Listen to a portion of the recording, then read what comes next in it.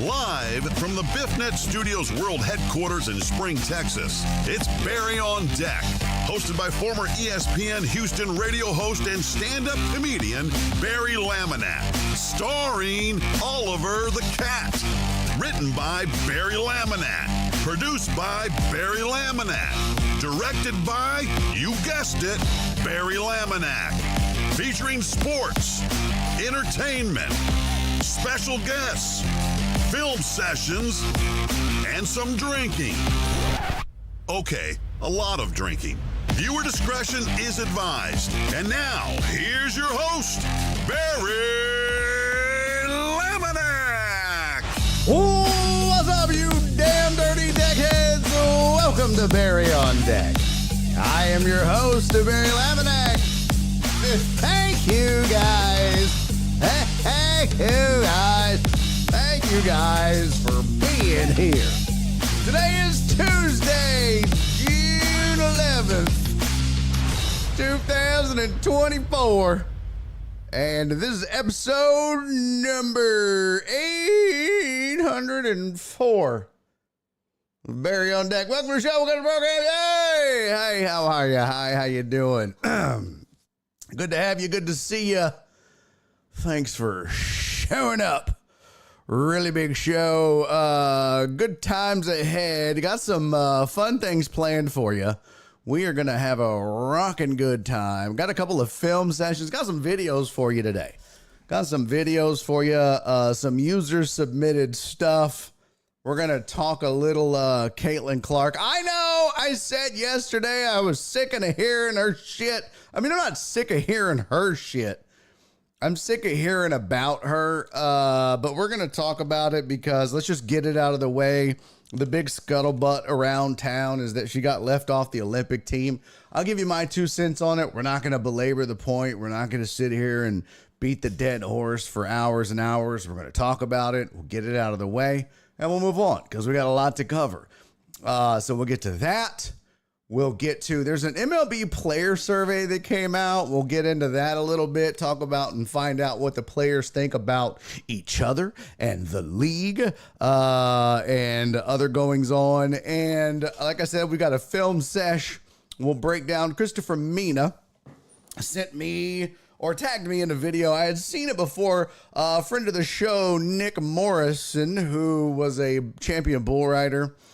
You'll recall he had something like north of 50 plus concussions. His brain is basically mush, putty. Remember that guy? He had posted it, and I saw it, and you may have seen it. This lady gets flipped. Christopher Mina had a good idea. That should be a film session. So I was like, yeah, he's right. Maybe we should break that down. So by God, that's what we're going to do. Uh-oh. So let's break that down. We'll grab that. I'm in the process of downloading that and a few other videos as we speak.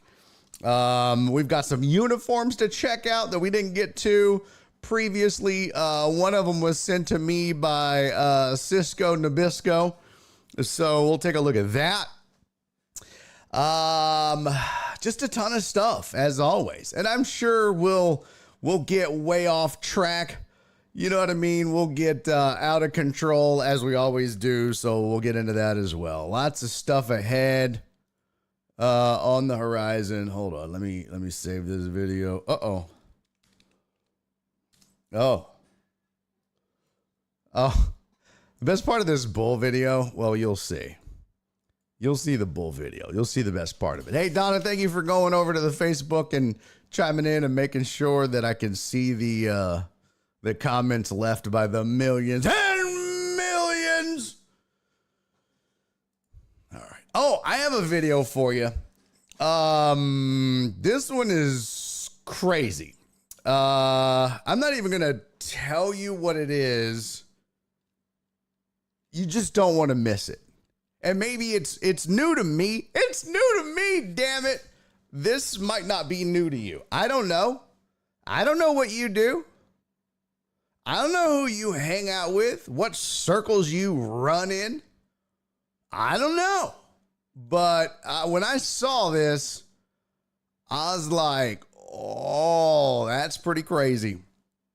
That's pretty fantastical. So you don't want to miss this video. It's just a generic teaser, but I promise you, it's really good. In fact, I'm downloading it right now. Hold on. Excuse me. I am capturing it. Legally, of course, 100% above board. I would never do anything to compromise anything. This is all, what the heck? There we go. Yeah. There we go. All right, cool. Okay.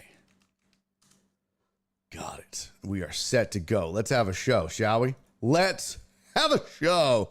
Hope you guys had a good night. You know what? I don't know if it's sports fatigue. Oh, just between us gals. Bring it in, chat. Bring it in. Just between us gals. And I should have done it this morning, and I didn't. Just between us gals. I saw that they listed the opening on 610 officially. It's actually listed. So I was like, well, your boy's gonna send in gonna have to submit. I'm just gonna have to submit. I think that's reasonable. Right? I wonder if it's still there. Let's see. Let's go look. Yep. Still listed.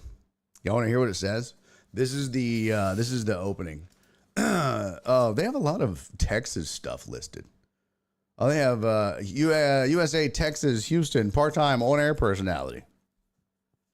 Aussie's looking for our next generation of on-air talent in all formats. That's just them doing a pipeline thing. On-air personality. Odyssey Houston has a rare midday show opening at Sports Radio 610. We are searching for an interactive, innovative, local midday show host to pair with John Lopez on Houston's legacy sports brand to drive the show, develop engaging content, and connect with the Houston sports audience. Strong communication skills and understanding of digital and social media platforms and a full, honest investment in Houston sports are vital for this position. Hold on. This is a live. You're looking live. This is a live and local position that requires the personality to be based in the Houston area. Previous on-air experience in a medium to large market is ideal, but not necessary. Most importantly, the position will require the talent with a proven ability to draw in and relate to a passionate and diverse audience. Odyssey offers full-time employment with compensation, blah, blah, blah. The package includes, their package.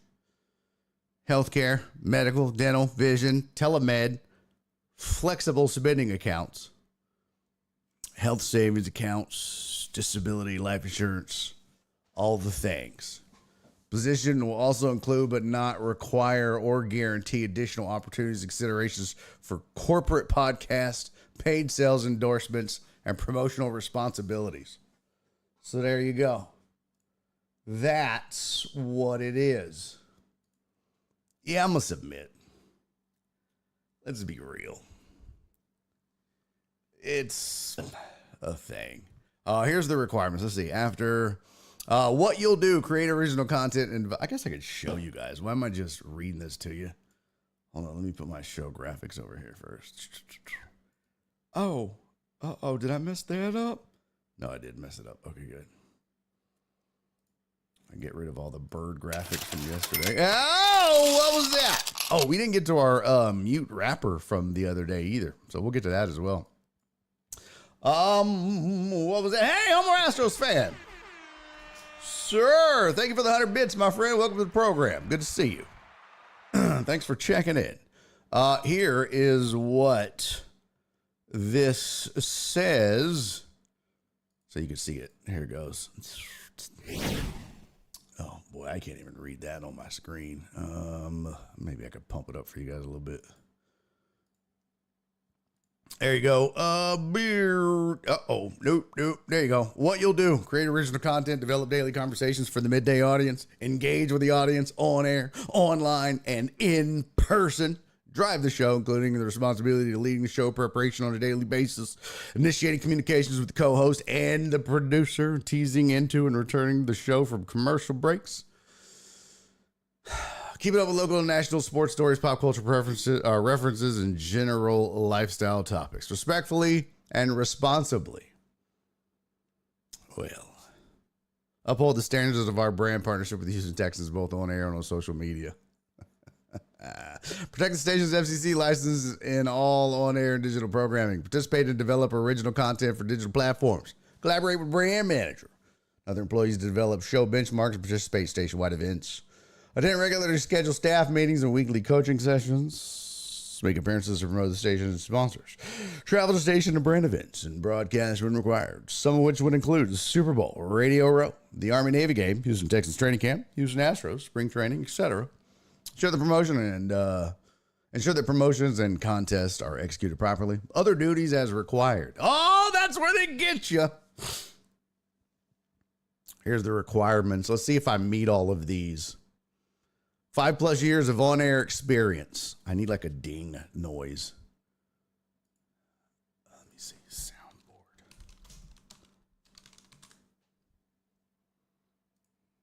I need like a ding. Oh, Jesus. That wasn't it. Hold on. Let me get a ding.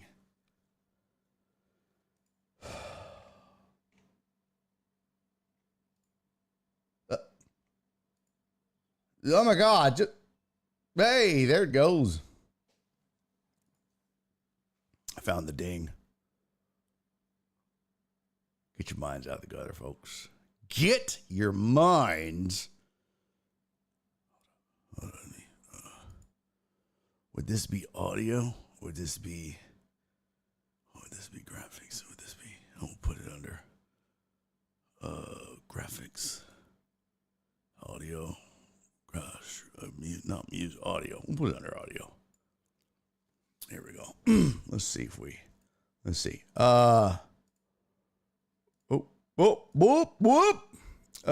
Let's see. 5+ years of on-air experience.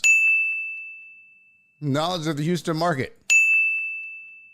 solid audio collection skills, and working knowledge of studio audio equipment, including digital systems such as SoundForge, Audition,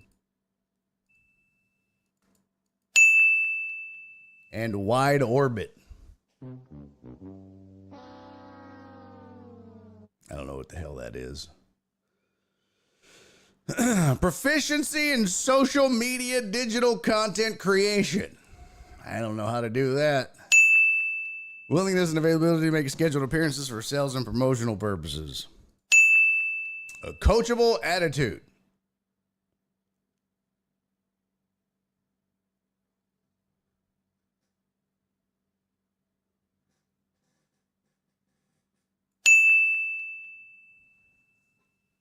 This position requires someone who's willing to work at their craft in order to be a valuable part of a winning team. Valid driver's license. Satisfactory completion of a motor vehicle record check. And if the position requires use of applicant's own vehicle, proof of insurance.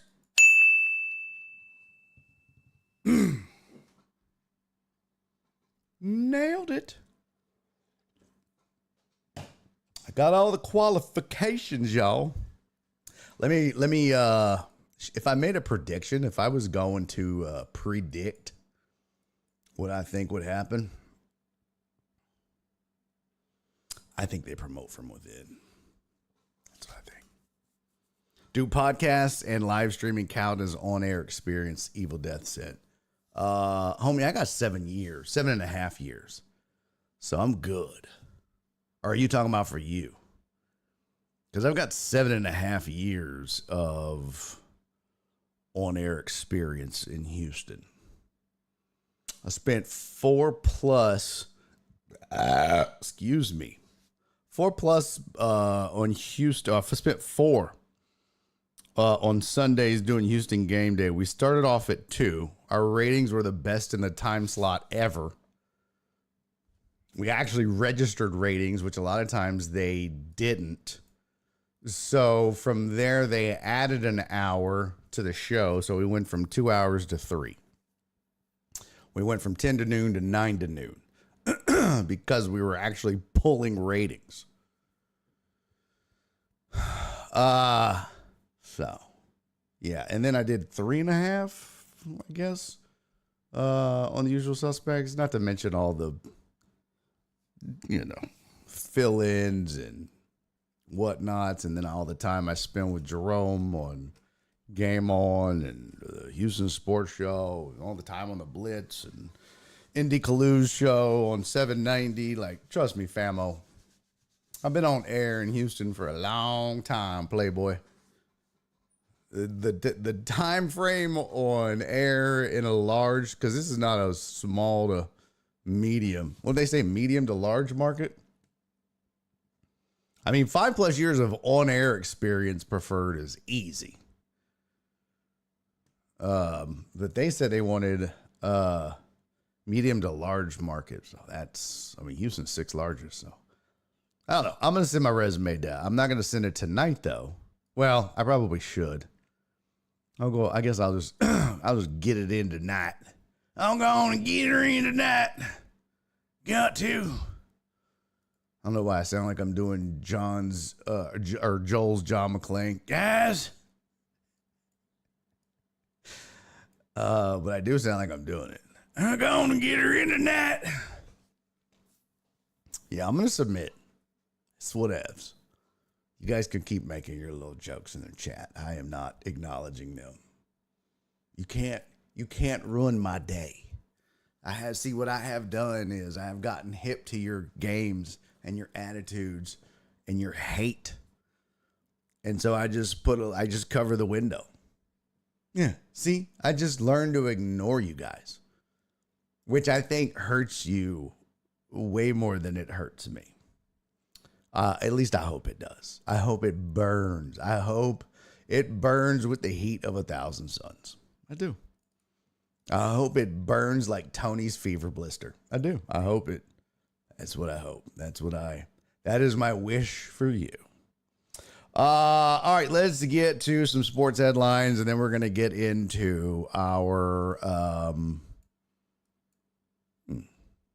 because our sports headlines are going to be actually some topics for the show, as they usually are. I kind of use the headlines to get us into some talking points and conversation pieces. One of them I'm not thrilled about doing, but we're going to have to do it. But yesterday, we didn't get into any sports whatsoever at all. Not going to make that mistake today. So we're definitely going to get to some sports. Now, we are also going to do some non-sports, but like I mentioned at the top, we have a ton of videos to get to as well. So don't get it twisted. And we will have a film sesh also. But I do have, like I said, I've got a lot. Would you say I have a plethora of videos? Oh, shit. I didn't download the one thing I needed to download for the uniform thing. Crapola.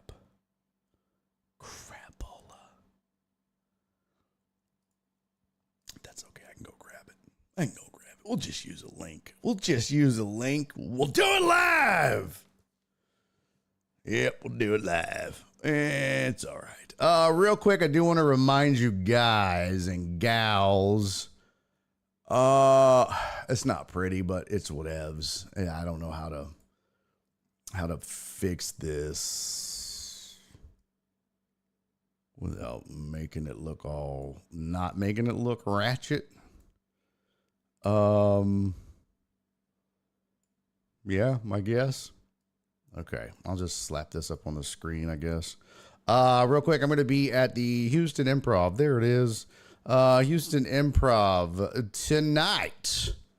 Last minute booking. They reached out to me this morning. They were like, "Hey, could you come and do a couple shows for us?" So of course I said yes. So you guys, a lot of folks are always asking, "Hey, when is your show? When are you going to be in town?"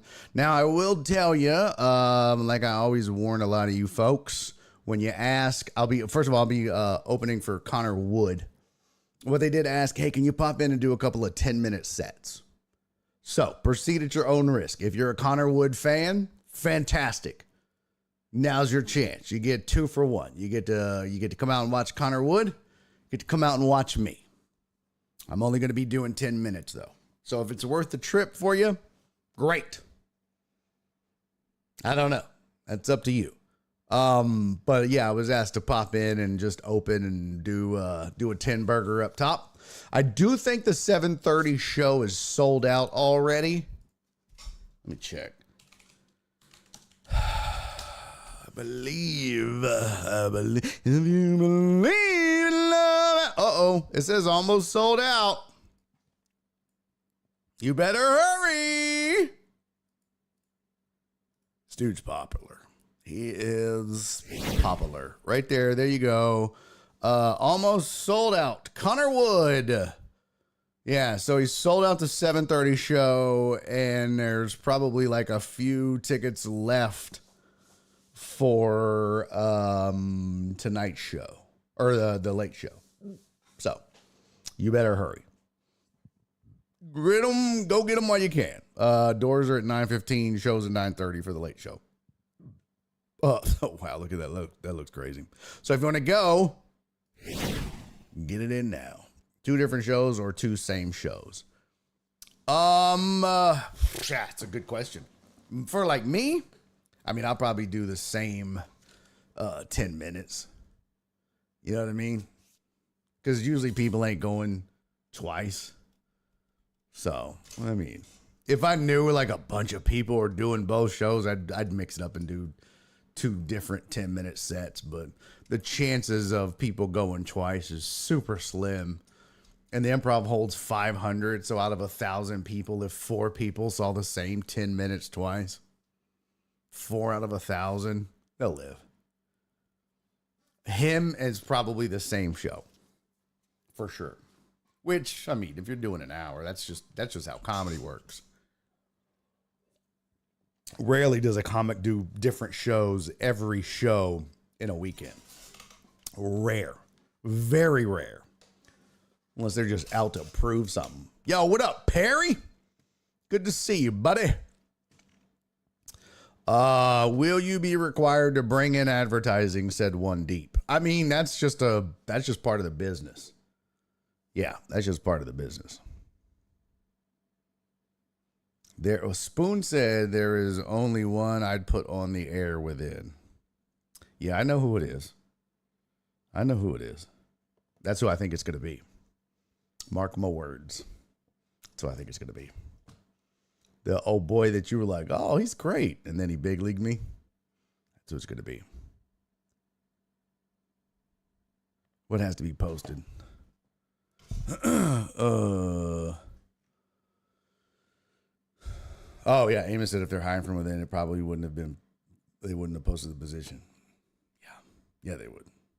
100%. Eckerson has said also they had the greatest news reporter ever. That's right. Yes, I assume, Eric, you're talking about Belinda. Damn right we did.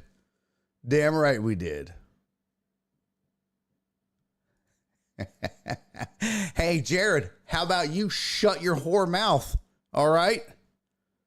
Jared over here, it's tattling.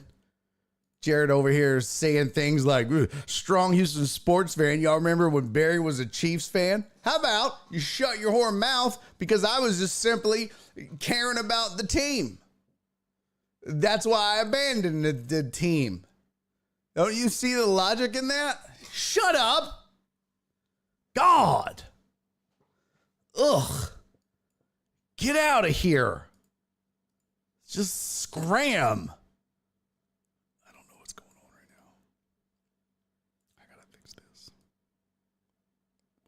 Oh. Did I bring that in yet? Okay. All right. So, what does this say? I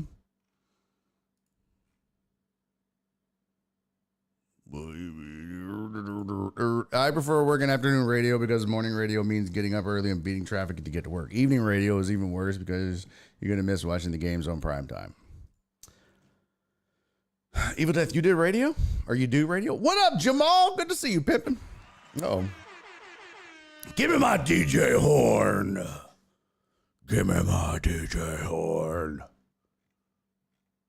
All right, catching up on the chat. As long as Nora loves it, who cares if it's pretty? I don't know what that means. What up, Perry?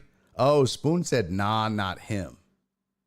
Okay. What up, Ashton? Ashton said, you working on anything? Like joke-wise?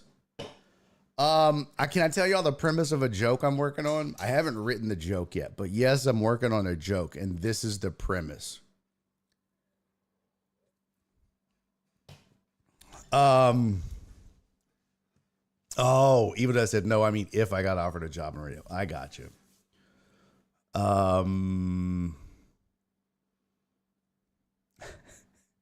It's hot outside. Yes, it is. Try the attic. Yeah, no kidding, Jeff. Barry made that happen. I don't know. The Texans got better. Barry made that happen. Yes, thank you, Spoon. I agree with that. 610 does cover the Dynamo extensively and the Dash. Texans would have turned it around if they hadn't lost Barry on deck as a fan. I agree with that, Cisco. Thank you, buddy. You get me. If Barry gets the job, they'll change his role to weather and traffic girl. I hate you. Barry helped me finish a joke. That's because I'm a joke wizard. I can help other people fix their jokes, but damn if I can be funny. Here's the premise for a joke I'm working on right now. I haven't written the joke yet. Maybe I should do this. Hey, what up, Brian Pettit? Maybe I should do this on Patreon and let you guys see how I write a joke. Would that be of interest to the Patreon members? One in the chat if you want me to write this joke on Patreon. Normally, I write my jokes in my joke notebook exclusively. But I want to write this joke Yeah, so I was thinking maybe what I'll do, it's going to be a pretty extensive and long joke, and it's going to take a while, I think, to work it out. So what it's going to be is a lot of writing and then performing and then bombing and then rewriting and performing and bombing and rewriting, performing, bombing, rewriting. So, okay. Eric said that would be a great idea. Oh, I didn't think you guys would be interested in that. Huh. I'll be down. 1, 2, 3, 4, 5, 6, 8, 9, 10, 11, 12. Okay. Well, there's 12 of you. 5 in the chat if you don't give a shit, or if you don't, that doesn't interest you. Honestly, 5 in the chat. And you're not going to hurt my feelings. 5 in the chat if you're just like, I don't give a shit. I mean, because I would still do it. I just want to see, like, who is interested versus who wouldn't care. Like, who would that provide value for versus who it wouldn't. So you're not going to hurt my feelings. If that's not something that you find valuable as a Patreon member, I want to know that. If you're like, yeah, that does nothing for me, that's good. I want to know that too. So don't be like, yeah, if that's what you're saying is part of my value, I disagree. So put a 5 in the chat if you disagree with that.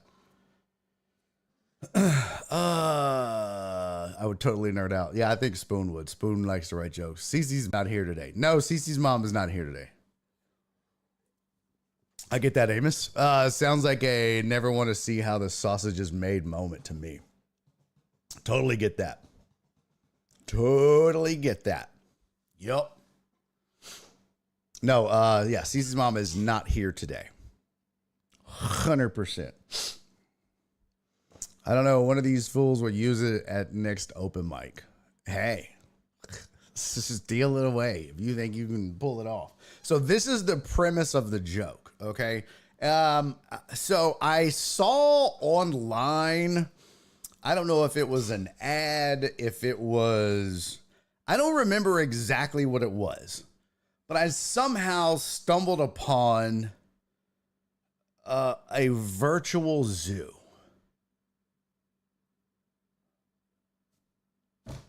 It was just a virtual zoo. And I was like, oh, wait, what's going on over here? Oh. I was like, a virtual zoo is really a stupid idea. In my head, I was like, that's a dumb idea. Because, like, you know, it's dumb. Like, when you want to go see an animal, you want to go see what the animal does, how it acts. But then again, at the same time, when you go see an animal at the zoo, what are they doing most of the time? Absolutely nothing. They're usually asleep. They're usually laying there. I feel like every time I've gone to the zoo, they're like, sorry, the rhinoceroses aren't out today. It's too hot. Well, why am I here? Oh, we've got all the animals up for their protection. What's the point of the zoo? Yeah, I demand all of the animals be out now for my satisfaction. I'm selfish. I mean, like, it just seems, yeah, it's a dumb waste of money. I would agree, Eric. So, like, a virtual version of that, I'm just in my mind thinking, okay, do we just have like a bunch of virtual animals that can't come out because it's too virtually hot?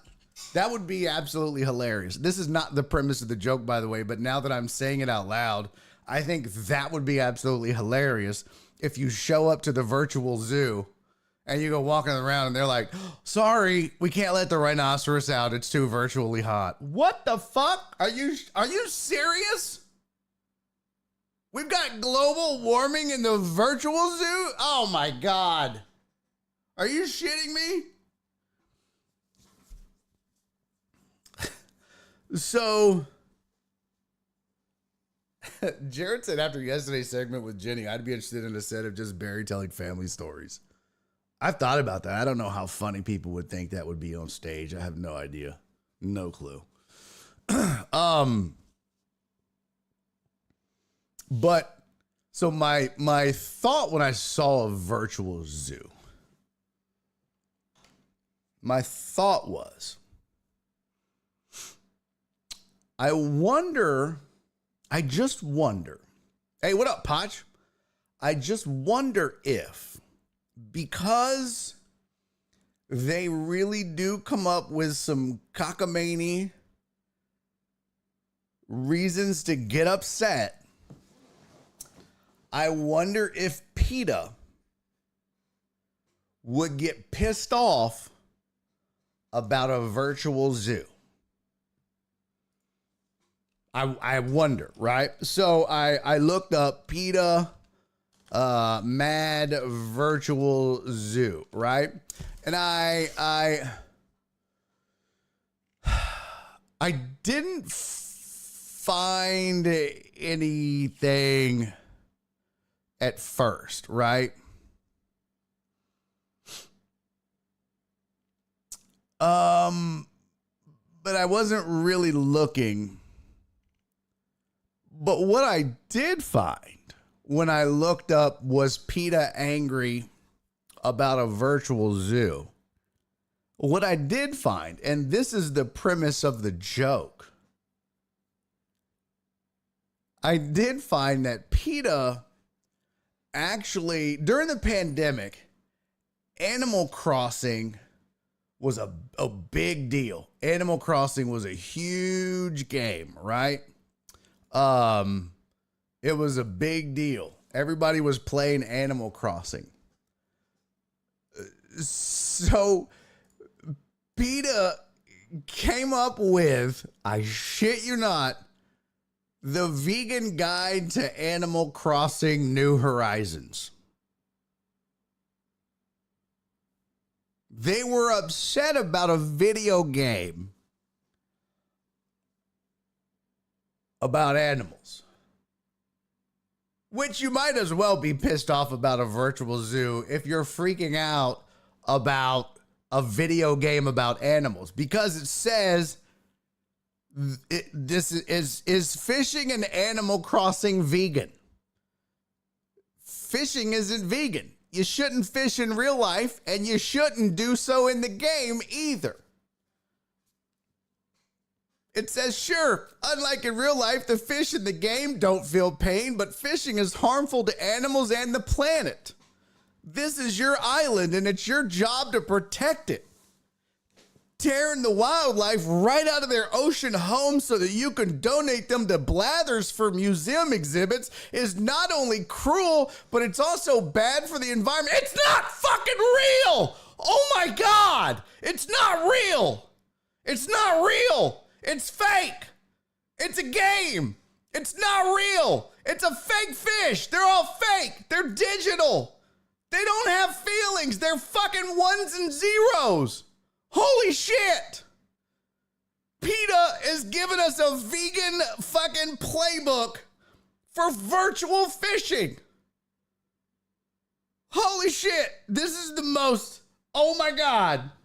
Oh my God. And I was like, you've got to be fucking kidding me. And they do. They have, is it okay to catch bugs in Animal Crossing? No, it's not. It's not okay to catch bugs. Do clams feel pain? What? What? Do clams feel pain? I mean, only when I'm beating that clam up. Okay. Should I leave the hermit crabs in the game alone? Fucking what? Oh my God, y'all. I was like, oh, thank you, Comedy Jesus. This is literally on their website. What would a vegan eat on a desert island? What? What? Fucking what? It's a video game. This is the most amazing thing I've seen in my whole life. It's crazy. What do vegans wear in the video game? Should I build a doghouse? I was just like, holy shit, this is amazing. Now, I took it a step further because in this video game, you also have to go out and chop down wood. You need wood to like build a house, and then you trade wood to get things. And then I was like, oh, I wonder if environmentalists are upset at Animal Crossing because they're chopping down trees in this video game. No, there's no way that there would be 3 separate articles published about this. What does Animal Crossing teach us about the environment? On wildlife, that was one. On wildlife and the metaverse, some ethical considerations. That's 2. Good ethics cannot stop me from exploiting the good and bad of anthropocentric attitudes in a game environment.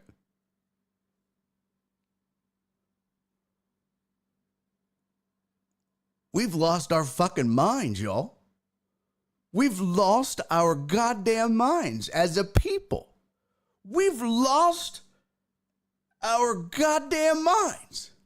People are literally writing articles about protecting the environment in a video game and protecting fish in a fucking video game. Do they not understand growing up in the 80s? That's all video games was fucking kill or be killed by animals. Centipede? Bitch, what? Frogger? Are you fucking kidding me? Frogger. What's a duck hunt? I was telling this to Jesse Payton. He had a great one. He was like, I used to try to shoot that fucking dog because he was laughing at me. I'll shoot that damn dog. Damn them ducks. I want that dog. This is crazy. This is crazy. So yes, I'm going to write a whole bit about this because PETA is stupid. How would you, why? Why? Who sat down and wrote this whole ass guy? I am not bullshitting you. I need you to look at this. I need you to understand that your boy is not even making this up. Here's the whole guide. PETA's vegan guide to Animal Crossing New Horizons. Is fishing in Animal Crossing vegan? Is it okay to catch bugs in Animal Crossing? Do clams feel pain? Should I leave hermit crabs in the game alone? I shit you not. This is fucking real. This is a real goddamn thing in the game. Is PETA against Animal Crossing? We hope will encourage people to feel closer to the animals we share on our planet. Jesus Christ. Let's just all be sweet and kind to animals in the game. Oh my God. What? It's insane. It's absolutely insane. Even though I said this is worse than Pokemon. Eric said, do not mention Minecraft, please. Cisco said, deforestation is a real problem. Not in a video game, because it's not a real forest. Oh, my God. Jesus Christ on a cross. Oh, that was too much. Good thing Cece's mom's not listening.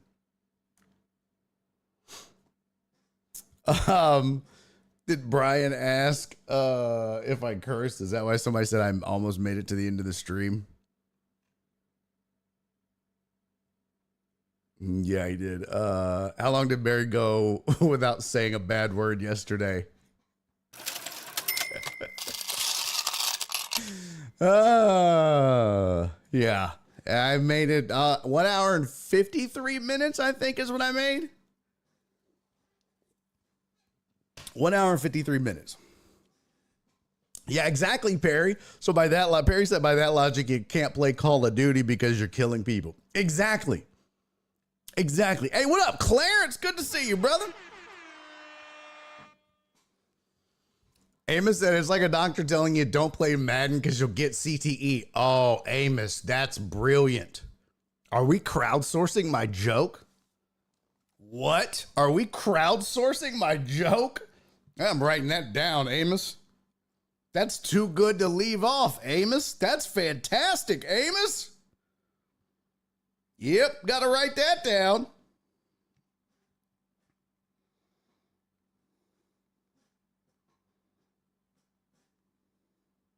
That's really good, Amos. And Amos is the only one that put a 5 in the chat because he doesn't want to see how the sausage is made. Yet he's the one that has given me so far the best idea for the joke. Jesus, Amos, that's fantastic.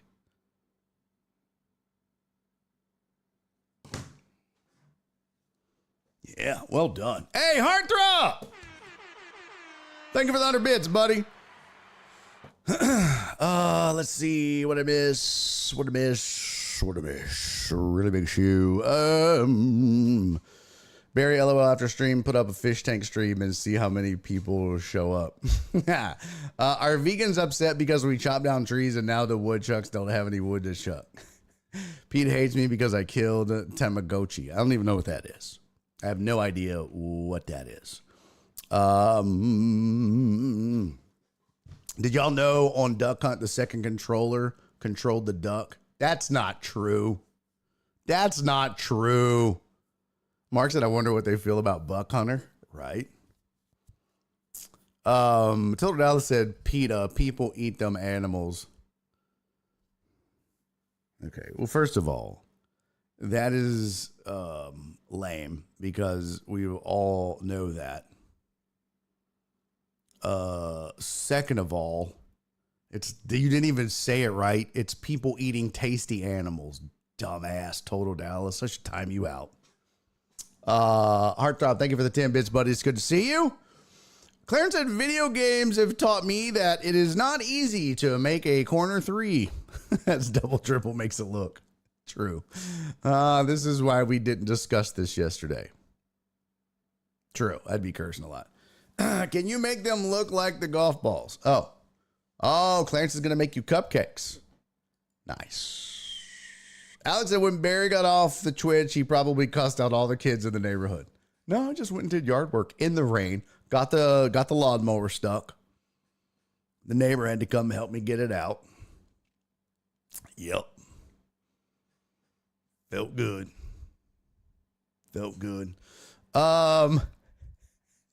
Amos said, you're so good, I didn't even notice that's what we were doing. Uh-huh. See that? You didn't even know we were writing the joke. You didn't even know I was riffing the joke shit. Ha! See? That's what happened. I just start riffing and riffing and riffing. That's usually how you write a joke, man. You just start talking it out. All right. Cisco said lawnmower stuck again. Yes. About once every 4 to 5 weeks, it gets stuck. In the mud, in the ditch. Yeah. What I need to do, and we got to get to some sports, okay? You guys quit bullshitting. 2 things. One, I thought I was going to be in some serious trouble. And maybe this has happened to you before. 2 weeks ago, our neighbors had a Perry said crowdsource, good or bad. I don't usually do that. That was a fun little exercise thing. I'm not going to sit here and be like, okay, guys, I need to write a new hour. Oh, please, everyone, write my jokes for me.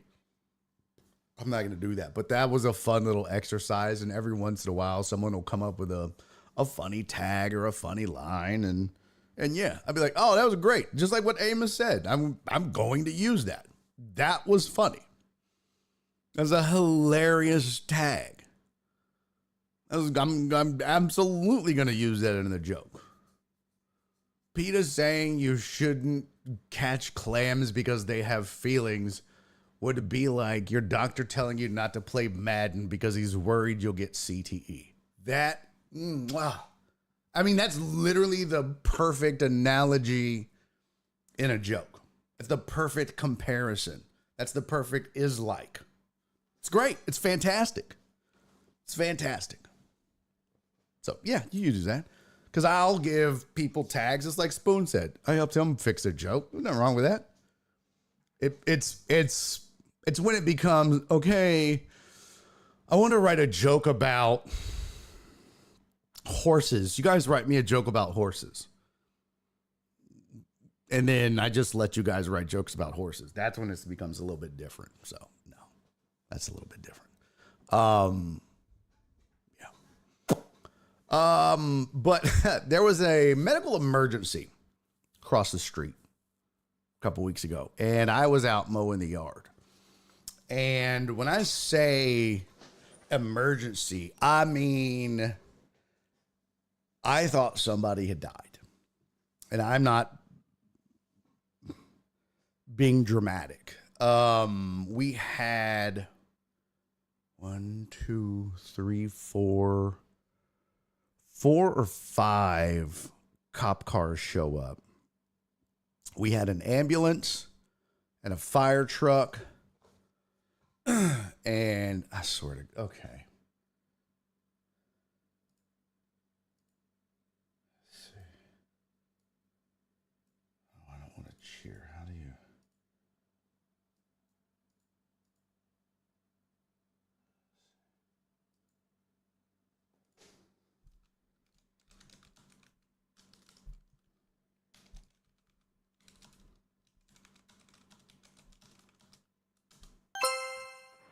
At _Dallas, shut the fuck up.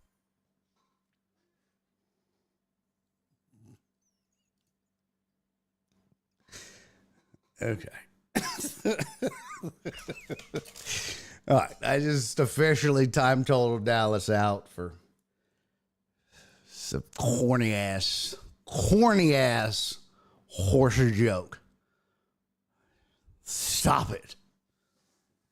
But I did it through the proper channels. I went through the proper channels to do it. Scram, beat it, kid. With that corny ass horse joke. Get out of here. Anyways, I thought there was a dead. They have a pool, so I was like, oh God, I hope it's not one of their kids. I mean, my heart was breaking for them, man. There was 5 or 6 cop cars, an ambulance, a full-blown fire truck. It was like one of those, a pickup truck, fire truck. There was like the fire chief, like it was a lot of people, right? And then, but I kept mowing. Right. So they were like all parked on the street. They were kind of half-assed in my yard. One of them pulled up in the driveway and parked, my little circle drive in the front. But I had to get done. So I just mowed around them. Right. They were all whatever. You know, they had the shit blocked, whatever. I just kept mowing. And I think it kind of made one of the cops mad. Because I was all up in their business. I was just, they were all out front on the front street, and that's where I happened to need to mow next. I have a specific order that I go in. Well, that was next on the docket. That was next on the list. I'm not modifying what my order. I'm not modifying my order. I'm mowing how I mow. That's shit to do.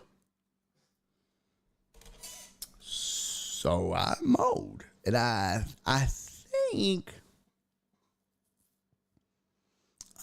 they got a little angry. So I'm like almost done, and everybody's like, they finally get done and they're leaving, and they're bringing out the stretcher, but nobody's on it. Thank God. So I think whatever that happened, they resolved it on site, And it was much ado about nothing, thankfully. And I also want to point out, thank God I hadn't put out the spike strips that I planned on putting out along my grass, along the street. Because had I given 5 cops flat tires, oh my God, they'd have been so fucking mad. Oh my God. Fuck, I'd have been in so much trouble.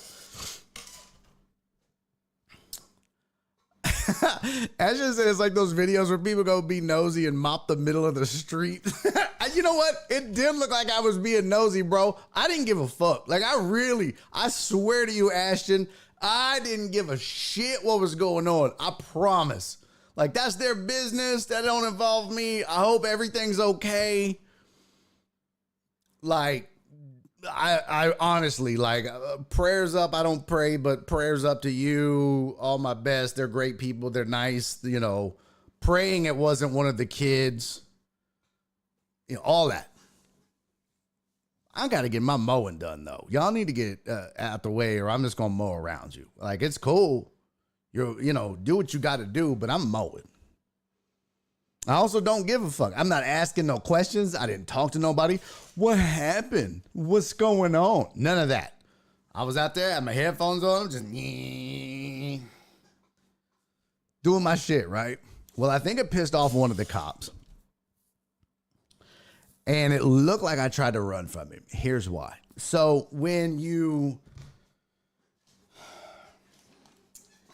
if you were to look at, there's one of the ditches, right? So the front of my house kind of looks like this. Like, here's the mailbox, right? And then it opens up to like a circle drive like this. So this is kind of what the front of my house looks like, right? So this is the street. Well, I wrote it upside down, but that's the street, right? So like where my finger is pointing, that's the street. And then this is the mailbox right here, right? So I'm mowing this section right here. That's where I'm at. All right. So I'm honestly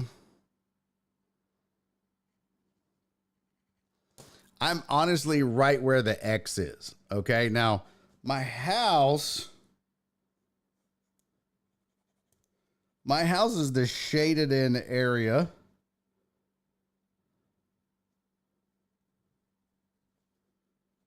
At the bottom, and his house, the neighbor across the street, his house is the area with all the O's in it. Okay. I'm the X right there. I'm the X right there, the mower. All right. So you see the street, that's where all the cop cars are. So they're all getting ready to leave and I'm out mowing and there's one part of by the mailbox where I'm at, where I have to face the ditch. Like I normally mow parallel to the ditch, right? I go the long ways down the ditch because you can't get into the ditch. The walls, literally, the ditch is shaped like this. If you were standing in the ditch looking at it, it's shaped like this. Like, it's very steep. It's shaped like that, right? So it's not, you can't mow it. This is why I have to weed eat the ditches because you can't mow that.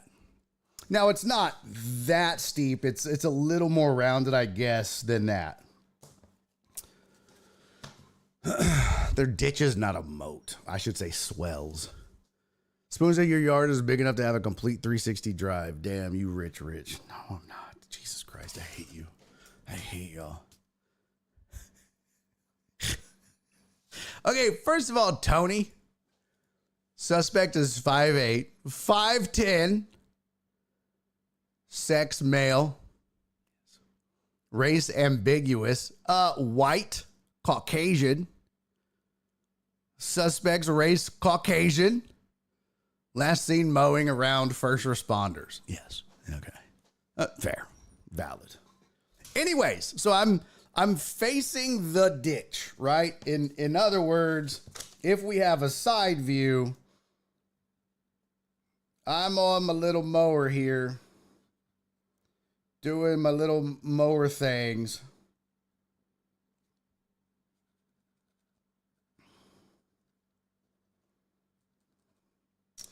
Like so. I should have drawn this all out. And I look back because I have to back up, right? So I have to go forward and then back to mow this one part. No, I don't have a zero turn. I have to go forward and back. And as I look back, I see the cop, one of the constables, is walking towards me at a rapid pace. And as I look back, I see him grab his walkie-talkie and he starts talking. And I kind of panicked a little bit. And I was like, oh, shit. And I meant to hit the brakes.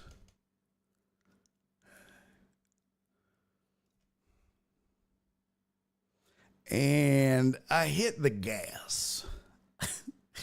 And I drove my mower into the swell. And I panicked. And I was like, oh, and I thought because I was backing up. And so when I saw him, I was like, I needed to stop because I thought I was going to hit him. But then I saw him and I was like, oh shit, is he calling the... And there was just so much panic and all of a sudden, and I was like, oh my God. And then I hit the gas. So then it did, yeah, Alex, then it did look like I was like, oh shit. Like I took off running on the lawnmower. Like I was like gonna get away. So it looked like I gunned it into the ditch. And when I did it, there was that half a second where I was like, oh shit. And once I was airborne, it was just like, I'm so fucked. Because I was like, there's no way I'm getting this little raggedy ass John Deere X300 out of this steep ass ditch. But what I didn't do was let off the gas. Now the back wheels are the ones that propel this mower. So I don't know what happened, but I guess the ditch was just wide enough that my back wheels, the front wheels hit and I just shot out the whole damn thing. I went straight through that sumbitch, y'all. I don't know how. I really don't know how. I don't know how I got through that ditch. I couldn't do that again if I wanted to. If I went out right now and tried to replicate that, I'd get it stuck. No doubt about it. I'd get it stuck. Total Dallas said cellmates. Truman L. and Scotty Scheffler. Now see, that's how you come back from a timeout and redeem yourself, Total Dallas. That's what I'm talking about, pal. Punch it. Barry, I'm freaked out, bro. So I floored through the ditch, man. And I don't know how I got through. And then now I'm embarrassed. And the cop just walks off. He's just like, what the fuck? He walks off and I'm embarrassed. I was just like, oh, Jesus. So now it's like one of those things where you ever farted in class? Remember in high school, you ever fart and then you're like, oh, this damn shoe. And then you're trying to, or you blame it on the seat or the shoe, or, you'll do something. You'll be like, no, I was just making noises with my mouth. That was me. That was all I was doing. I didn't, or you'll trip and then you'll just be like, I was just, what's up? You try to play it off. You know what I mean? So now that's what mode I'm in. So now my ass is the other side, the ditch on the other side is not as steep. So now this is me going through the ditch on the other side like I meant to do that shit. By the way, that's where all the cop cars are, on that other side. So now I'm just weaving through that ditch. Like, oh yeah, this is what I do all the time. I just go Dukes and Hazard and through the damn ditch all the time. You know, this cop was like, what a fucking weirdo. First of all, he punches it through the steepest ditch I've ever seen in my whole life. This is some Grand Canyon shit going on here. Don't know why he did that. He panicked, obviously, freaked out. That was some weird shit. And then now he's just snaking and weaving through this ditch. That's weird, bro. Weird. I felt terrible.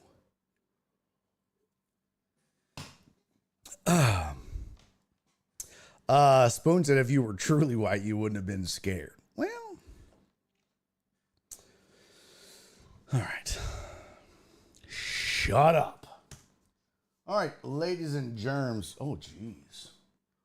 Oh, geez, don't you know? We got to get to some, sports.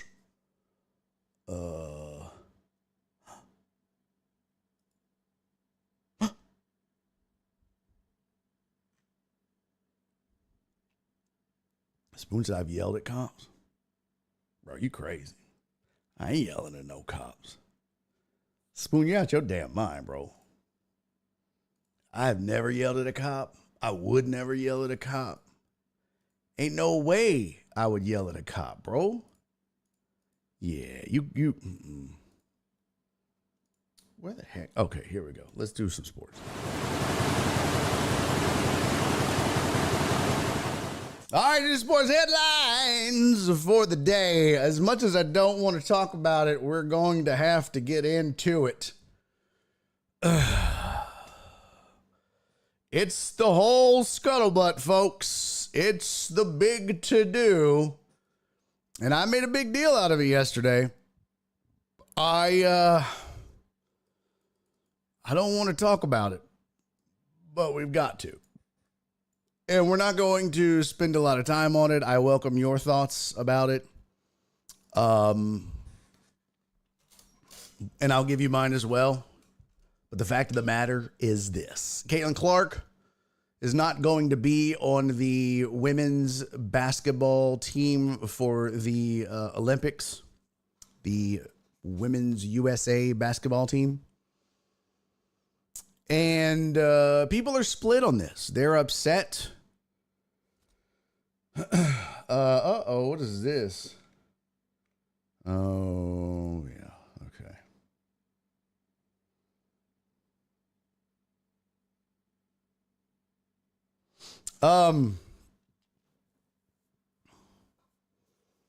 So there are some people, there's two arguments in this particular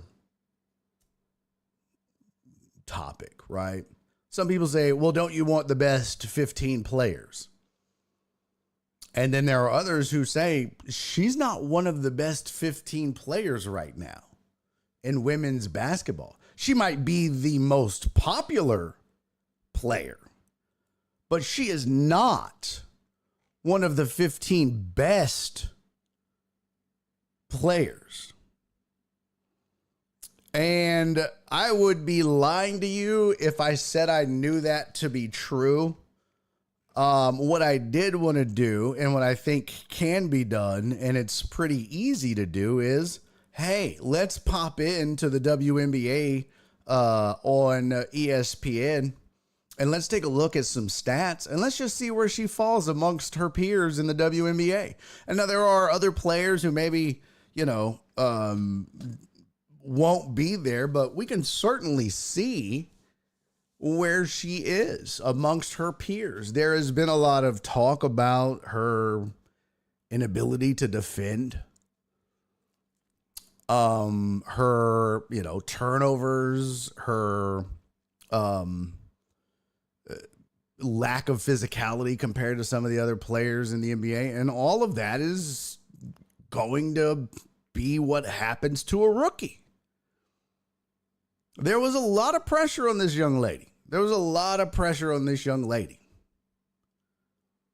Going into the WNBA. And somebody had a highlight reel I saw on Twitter. And it was like, well, when you turn the ball over as much as she does, when you play as terrible of defense as she does, and then when you have some of these shots, and she had a bunny that she airballed from like 6 feet from the basket, just middle of the paint, and she airballed it. And people are like, yeah, she ain't ready. But it's like, well, why are we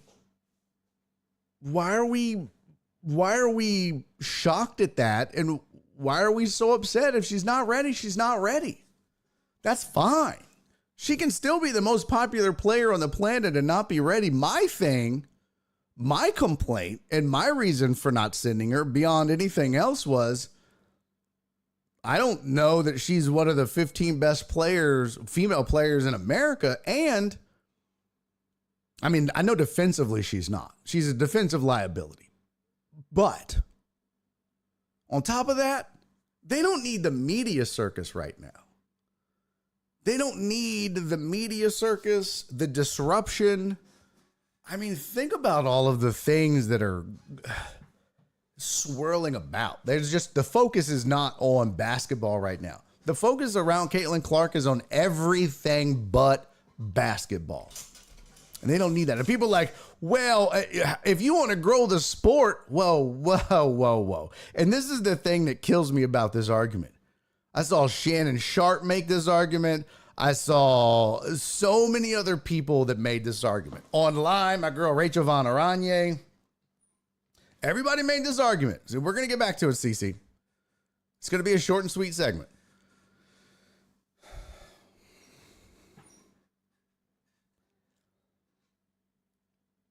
Everybody said you have to have Caitlin Clark if you care about growing this game.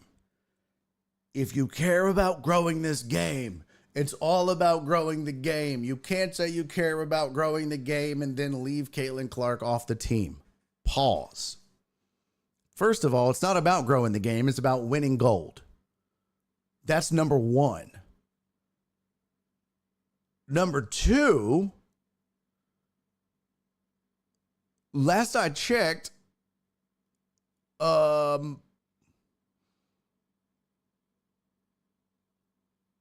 the game, growing the sport of women's basketball or any women's sport. I'll give you an example. Let me put it this way. Never is the sport of women's soccer more prominent, more at the forefront, and more popular than it is during the Olympics. Women's soccer takes center stage. And we all care. World Cup and Olympics. So you're getting the most eyes. You're getting the most publicity. And tell me what effect that has on the game. Tell me how that's growing the sport. Tell me how that has catapulted women's soccer in America, how it has become mainstream. It doesn't work like that. Sending Caitlin Clark to this Olympics isn't all of a sudden going to make the WNBA the fourth most popular sport in America. It's just going to have distractions and do all the other things. Like, my final point is this. There is going to be nobody that watches the Olympics that hasn't heard of Caitlin Clark by now. I'm sorry. So what's the point then? It's different if she's been this well-kept secret. If she's been tucked away and hidden, and this is her coming out party. But we all know about Caitlin Clark. Everybody does. That's why there's so many records being set. Attendance records, viewership records, monetary records. Everybody knows about Caitlin Clark already. It's the number one topic in American sports. Period. She might be the most talked about athlete in America and has been for at least the last 6 months. So to sit here and say that they're missing an opportunity, what are you talking about? What are you talking? Like, everybody knows already. There's no missed opportunity here. Well, international level? I'm sorry, but when I tweeted out the poll yesterday about who are you sick of hearing about Caitlin Clark, one of the first responses was from a chick named Sophia. You might remember her. She was in the Twitch sports group with me. She lives across the pond, and she was like, "We love Caitlin Clark over here." So what am I missing? If she's known around the world, she's the most popular or talked about athlete in America, what about growing the sport are we missing? I don't get it. So I welcome your thoughts in the chat. I've said what I had to say, and we can move on. Say what you guys say, chat. Get it out your system. Mark's ready. Five, stop, 5. I told Dallas the Olympics is half about the buzz. They need her. They need her for ratings? What are you talking about, bro? That's not the point. Who needs her? Who is they? Who is they, Total Dallas? They need her. Who? NBC? The Olympic Committee? That's not Caitlin Clark's job. Caitlin Clark's job is to play basketball. If you're telling me they need her to boost revenue, that's not her job, bro. And it's not the job of the women's basketball chair or selection committee. Their job is to win gold. That's ridiculous. This whole narrative is pointless. It's baseless. You got to grow the sport. No, that's ridiculous. You got to win gold. You got to win gold. All right, I wanted to look this up real quick, though. And this is, I know you guys are going to be like, I think this might be interesting. I think this part of it might be interesting. And if you don't, then I don't care. But I want to look at this. Hey, yo, what up, Ambient Heat? Or I should say Ambient Colorado sports fan, if that is your real name. They got all weird there. I guess 6 straight gold medals doesn't grow the sport. Yeah, right? If that ain't going to do it, what is? No one cared about Leitner on the dream team except Isaiah Thomas because we knew we'd win. Same thing here. Put her on, ratings go up. Commercial buy rates go up. Who gives a shit? That doesn't benefit the sport. That doesn't benefit the sport. Imagine if Angel Reese was selected. Same thing. Who gives a shit? It's clear there's a divide there. Our WNBA fans and CC fans, I feel bad for those people, seem truly unhinged, and she seems like she's just trying to hoop. I would agree with that. I think it's gotten to the point where she's just like, I just want to fucking play now, man. Amos said women's basketball is already bigger overseas. That's why most of them go over there to play. And thousands of girls play in America. The WNBA is just a small league with limited spots. So Dallas said you got to sell merch. But that's not her job. It's not her job. Let's see. Stats. Here we go. I think this might be kind of interesting.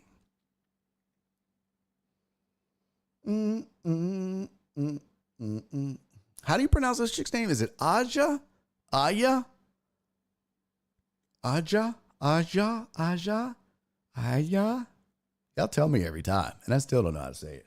It's like mbop. Mbappy, mbape, bap, bap, mbabe, babe, bap. I don't know how to pronounce that either. One day I'll figure it out. Probably not. Aja. Aha. See, you don't know. Cece said, aha. Aha. You're wrong. So it's Aja. Okay. Aha. Cece trying to tell me wrong. Bop. Bop. Bop. Bop. It's like Asia. Wait, what? Aja? So Aja, not Aja, Aja. I'm Spanish. We pronounce the J as an H. Right. That's not how you say it, though. That would be like saying, well, I'm American, so I'm going to call it a jalapeno. You don't get to do that, CC. You got to respect it. Okay, so it's Aja. Okay. I'll still fuck this up. I promise you. Aja. So even then, CC, it's called you would say Aja. Aja. Not aha. Aja. Aja. Aja. Aha. Accent on ja. J? AJ? So is it AJ or AJ? Oh, fuck it. I don't care. Where's Caitlin Clark in all of this debacle? Let's go look. Caitlin Clark is 15th in scoring in the WNBA. Okay. She's averaging 32 minutes a game. She's 15th in scoring. She is, hold on. Points per game. She is averaging 16.3 a game. She's shooting 37.3% from the field, which is abysmal. That is good for 35th in the league. See, I literally have 10 minutes till my vacay starts. I don't care about nothing. God damn, Cece, you're going on vacation again? Holy fuck. Cece, you need an intervention. You just got back, Cece. I don't understand. This, you know what's crazy? I don't have a job and I work more than Cece. How the fuck is that possible? I'm not hating, by the way. Far be it from me. I am not a hater, okay? I don't judge. I'm not a hater. But I have never in my life, I know we give KD shit like, you ain't got no job, man. I swear to God, Cece's job is vacation. Like she might just be a professional vacationer. Maybe that's what she does. Maybe she just tests vacations. It's like, hey, we're thinking about selling this package to Cancun. Will you go down and go to Cancun for a week and tell us what it's like? I guess. I'm so sick of working. I just want to be somewhere in a cube for 50 weeks. Tired of this shit. Gallivanting around the globe. Boo boo, do you? Listen. I'm so happy for you. It's amazing. It's awesome shit. And that's a good question. I'm dead ass serious, Cece. I'm dead ass serious. How many days do you get a year? I know, like, there was a point at Halliburton where I had, because when I went to work for Halliburton, they gave you, you got credit for industry experience for your tenure. So this is told us that CC works for Expedia.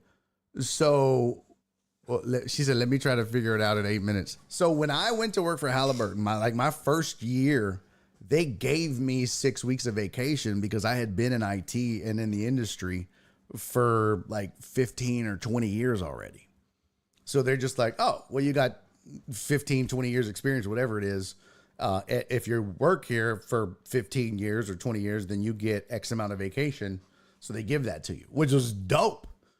So to start a job with 6 weeks of vacation, and then you could roll like, I think it was 2 weeks. So, and you could buy a week.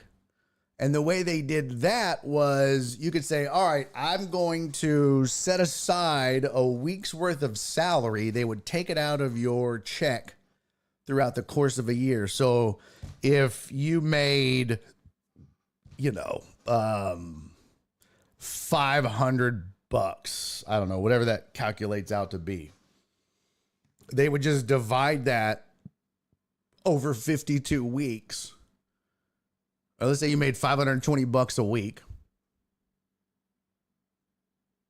They would take out $10 a week. And then you could take that week anytime throughout the course of the year.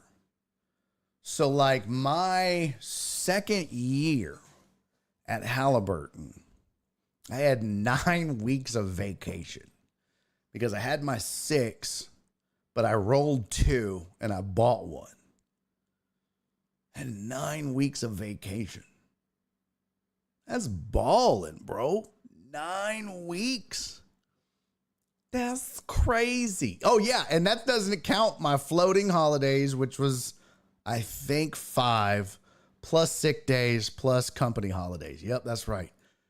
Damn. Cece gets 11 weeks with 5 floating holidays and 15 company holidays. I can't touch that. I had that 9 was my best. Holy shit. And every other Friday off? Damn, CC. Hold up, let's add this up. Hold on. Let me get the calculator. Hold up there, that damn a minute. No, hold up a damn second here. Well, now hold on a damn minute here. Now, son, hold on a damn minute here.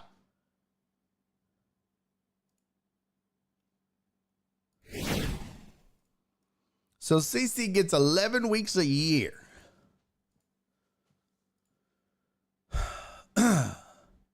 Okay, well, she gets every other Friday off.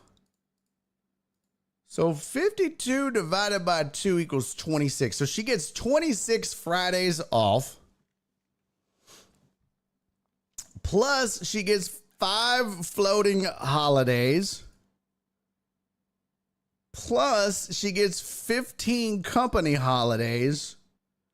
Plus she gets 11 weeks of vacation. Cece gets 101 days off. How many sick days do you get, Cece? How many sick days do you get?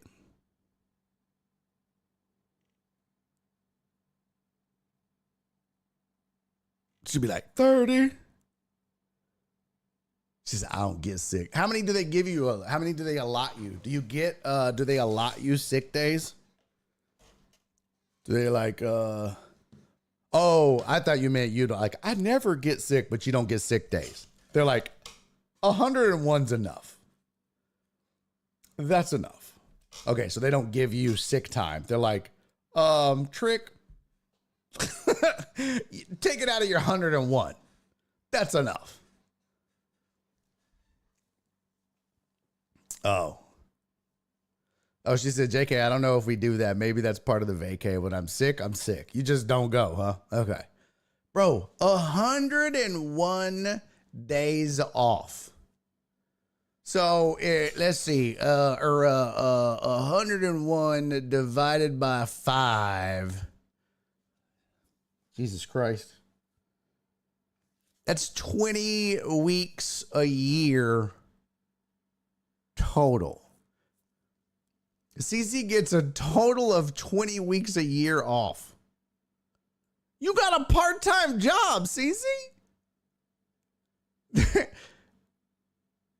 CC, there's only 52. You're working 32 weeks a year and you're off 20. Yo, that's crazy. Which means, let's do this. 20 divided by 12. You could literally take off almost 2 weeks a month. What's 1.6 weeks? What does that equal? I don't know how to do that. What's a 0.6 weeks? I don't even know how that works. What is 0.6? I don't know. What is that? 5 divided by 6? Well, that don't help. Shit. Whatever 1.6 weeks is. That's crazy. So 0.6 would be 2/3 of a week. Damn. Dang, Cece said, I refuse to feel ashamed. Your girl has worked here since she was 24. No, you shouldn't be ashamed. Hey, man, fuck us. We're jealous. We are 100% jealous. No, 60% of 5 days. Okay. 5 times 0.6. So 3 days. Oh, my God, Cece. So Cece could take off 8 days a month. So out of 20 work days a month, Cece's off 8. Good Lord. Good Lord, Cece. You could take off every Monday and Friday for the year. That's crazy. That's crazy. Yeah. 52 times 2, 104. You essentially, we said you had 101. Essentially, Cece could take off every Monday and every Friday the entire year. Cece's getting 4-day weekends. She works 3 days a week. This is crazy. I'm so goddamn jealous. I mean, I work. Oh my. Oh. That's wild. That's wild. Good for you, Cece. Get us all a job. Shit. Cece said, BRB, I gotta go. Don't work past 4 either. Bye. Cece is the ballingest baller of all the ballers. You can all suck it. Emotional damage. All right, back to the headlines real quick. Let's just get some of this shit in. Boy, we have just been off the rails. If you didn't hear, yeah, Mark's trying to jump in, breaking news. I still don't have my, do I have this work? Oh!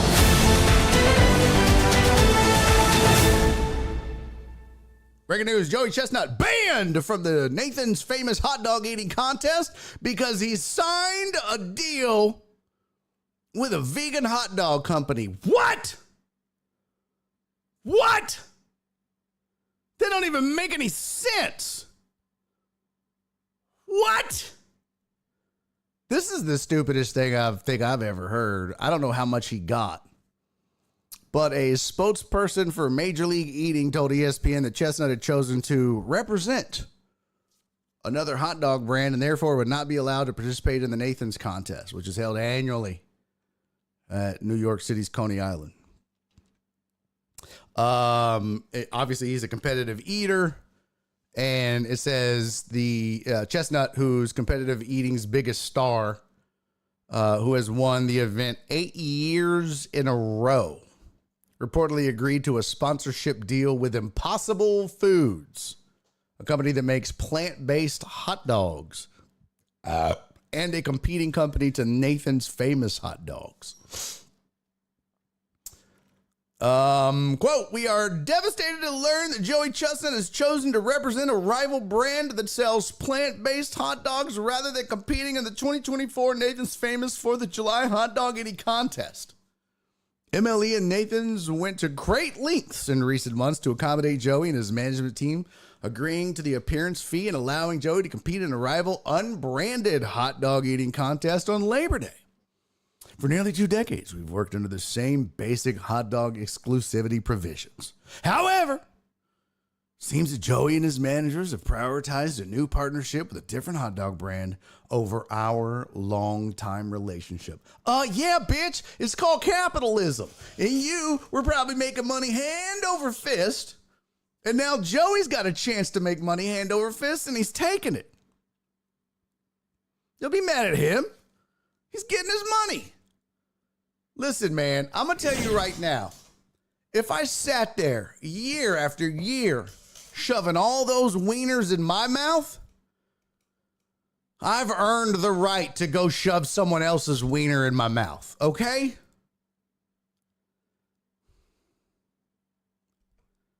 I don't like the way that sounded. If I'm putting wieners in my mouth, no, I don't. I get to decide what wieners go in my, no, I don't.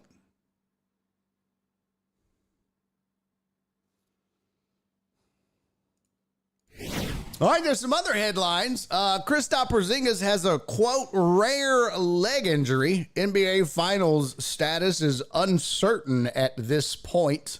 And you might be asking yourself, what is that rare leg injury? Well, it's his third wiener. It is, nope. He has a torn medial retinaculum. I don't know. He tore his rectum, damn near killed him. I don't know. How do you say this damn word? Is there a doctor in the house? I don't know how to say this fucking word. Retinaculum. Torn medial retinaculum. Allowing dislocation of the posterior tibialis tendon in his Tobias Harris. In his left leg. What does any of this mean? All of this is made up. These sound like parts in a Tesla. I got the posterior tibialis, and then I just plugged it in and I charged it up in my retinaculum, and then I put in a torn medallia, and I just put it on autopilot. I have no idea what the fuck we're talking about. This is all stuff in my body too? Or is this just in athletes' bodies? Do I have these things? Or is this just like in European bodies? Is this just in dudes named Porzingis? I have no idea. Do we all have medial retinaculums? I don't think I got that right. Celtics said Tuesday that the two injuries are unrelated. Expected to be, let's see, Porzingis said after Sunday's game that he expected to be on the court for game 3. And, let's see, considered day to day. That sucks because, as you know, he was a monster in game 1. And, even in game 2, he had some, decent contributions. He was a plus 12 on the floor. He put in 12 points, got some rebounds, had a couple of key blocks again. So just his presence out there, and just the fact that after all the blocks in game 1 and a couple of crucial blocks in game 2, they've got to respect Porzingis and pay attention. And going back to Dallas without Porzingis, I think the Mavs feel like, hey, all we got to do is come home. No Porzingis. This is a different series. We're back home. They're supposed to win 2 at home. And then we're supposed to come home and win 2. And they don't have that surprise key third piece. Now it's a little more even Steven. Now maybe we even have the upper hand a little bit. Maybe we're, have an advantage. Now, of course, if Drew Holiday goes off again like he did in game 2, maybe they don't. Kyrie Irving's going to have to step up. He laid an egg. I mean, you can't have PJ Washington outscoring Kyrie Irving in the finals and expect this team to win. The Mavs, of course. But that's a big blow for the Celtics. At least they got 2 in before Porzingis got injured again. He's always been susceptible to injury. That's kind of been the thing for his whole career. We'll see. Total said cutting off the driving lane. Yeah. Yep. Hey, what up, Joe Pro? So there's that. Luka Doncic had a pain-killing shot before game 2. And a little update on that, which I don't know why they just don't say, like, had injections for pain, but they got to say a pain-killing injection. It was a pain-killing injection to numb the area of his thoracic contusion. Yeah, I don't even know. See, I don't know what any of this is. Where is my thoracic contusion located? I don't know. Is it like, where is my thoracic contusion? Doncic said, I feel good. I don't want to get into any more details, but I feel good. Well, if you're getting pain numbing shots, you don't feel good, bub. That's not how that works, sir. Doncic was downgraded to questionable on the afternoon of game 2 and was not deemed available until after he completed pregame warmups. Played 42 minutes, and he blamed himself. He had some issues. Of course, he's not the reason the Mavs lost. He blamed a couple of shots, but the Mavs lost because Kyrie didn't do his part, right? The Mavs lost because Drew Holiday went off. You contain Drew Holiday, and Kyrie pulls his weight, and maybe that's a different ballgame. They got out to a great start. I mean, that was a winnable game after quarter 1. You just didn't do your part, so. It says Doncic has been dealing with a sprained right knee since the Mavs' third game of the postseason and said he does not anticipate the injury healing until he has time to rest. He played all 19 games of the Mavs playoff run, leading all players in several stats, including points, rebounds, assists, steals, and minutes. He's pretty good. He's pretty good. Let's see, what does it say? It's a question after the afternoon of game 2 was not deemed available. He played 42 minutes in the loss, recording 32 points, 11 rebounds, 11 assists, and 4 steals. Joining LeBron James, Charles Barkley, and Jerry West as the only players to have 30-point triple-doubles in the finals loss. Okay. All right. Well, I'm going to tell you what. I'm going to need Dallas to step up because my Celtics in 6 is in trouble. So, Dallas, I'm going to need you to do your job. But Jared Taylor, Celtics in 5 is looking pretty good. Pretty good.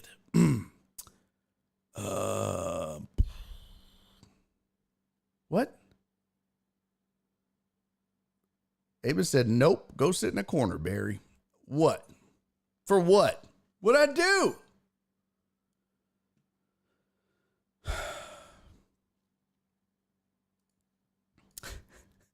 Tony said, our forefathers risked their wealth and lives for nothing. Independence Day should be canceled. Exactly.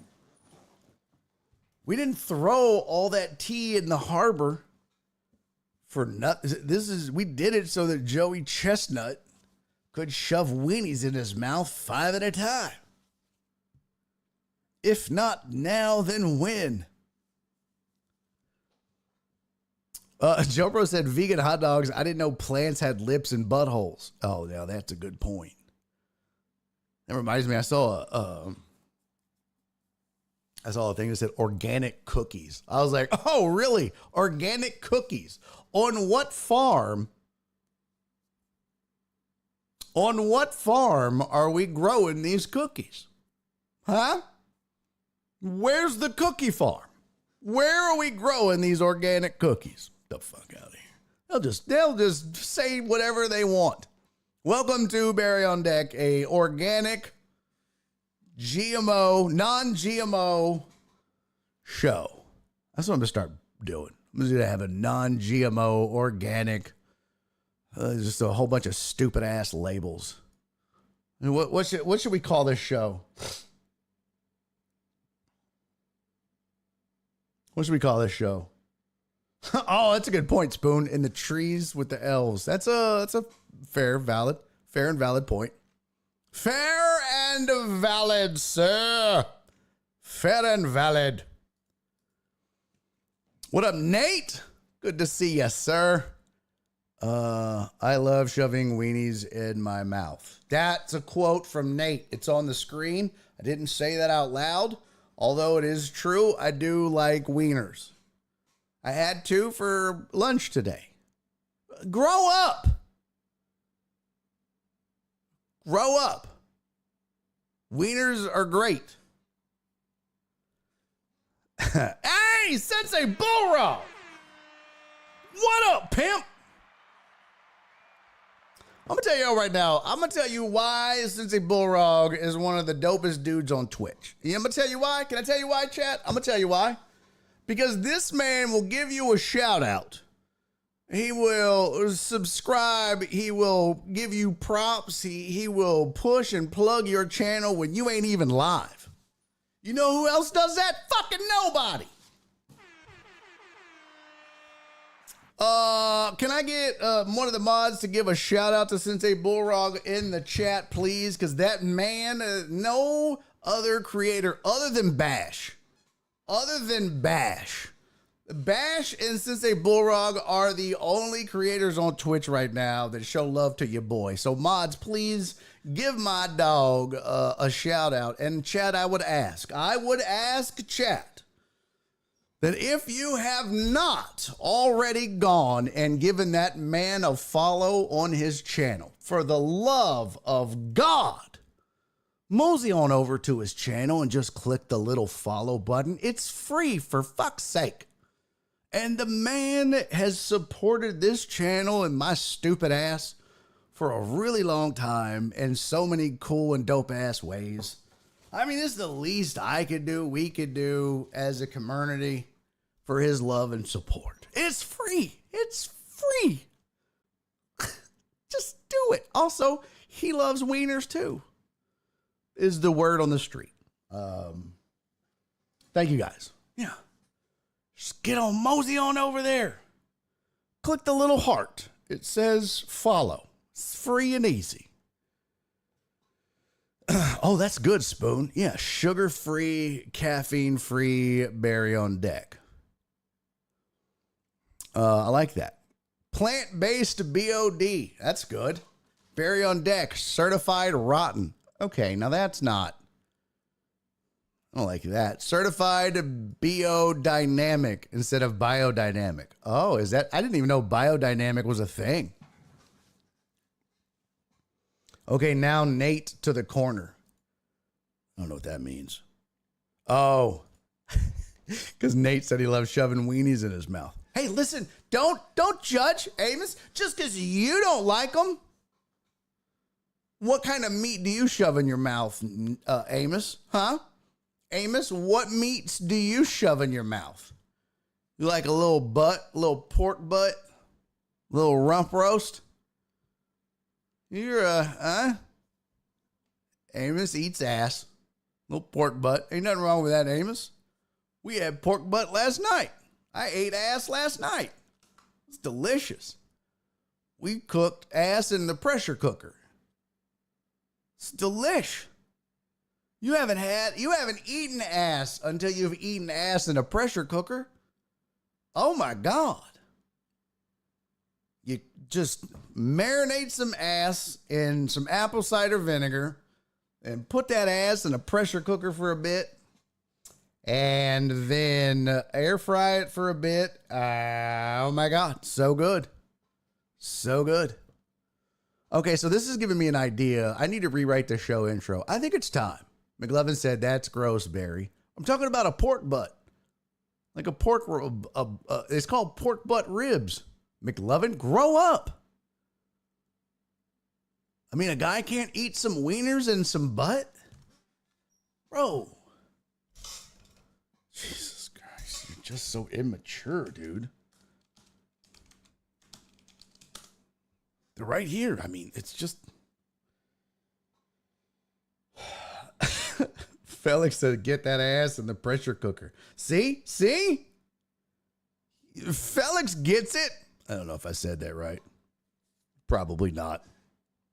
I probably said that wrong. So if I did, Felix, I'm sorry.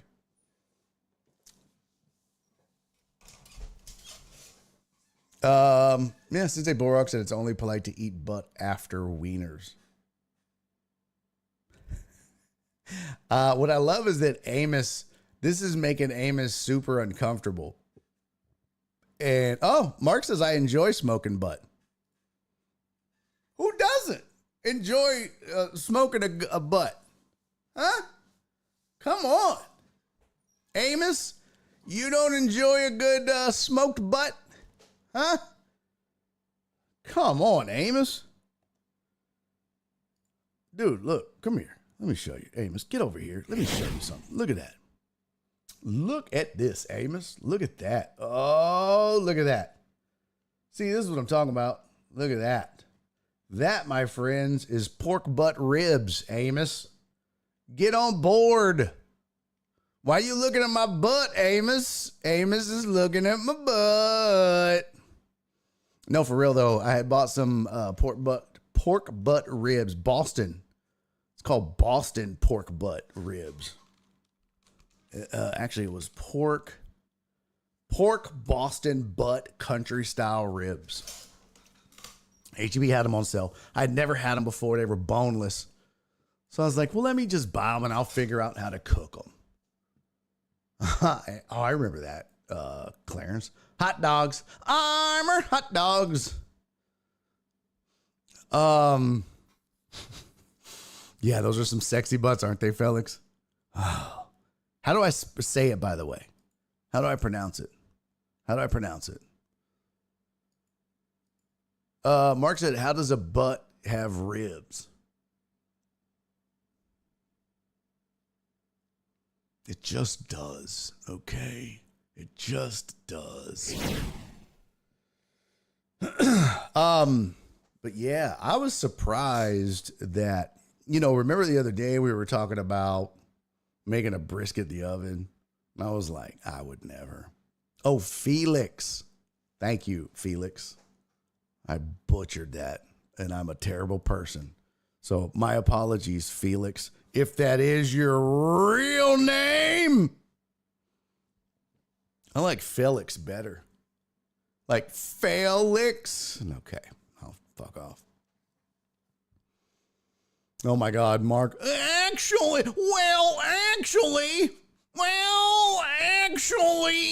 butt is the shoulder.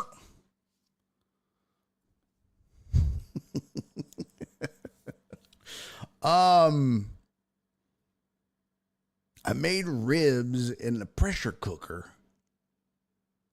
and then the air fryer because we had the little Ninja 3-in-1. It was actually pretty good. Actually, Nora made them because I had to go do the yard in the rain and get stuck.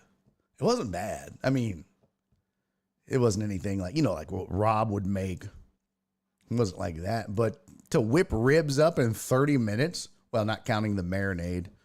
I let them marinate for about an hour. But I mean, just to throw some butt together, just to eat ass in an hour and a half. Come on. Can't beat it.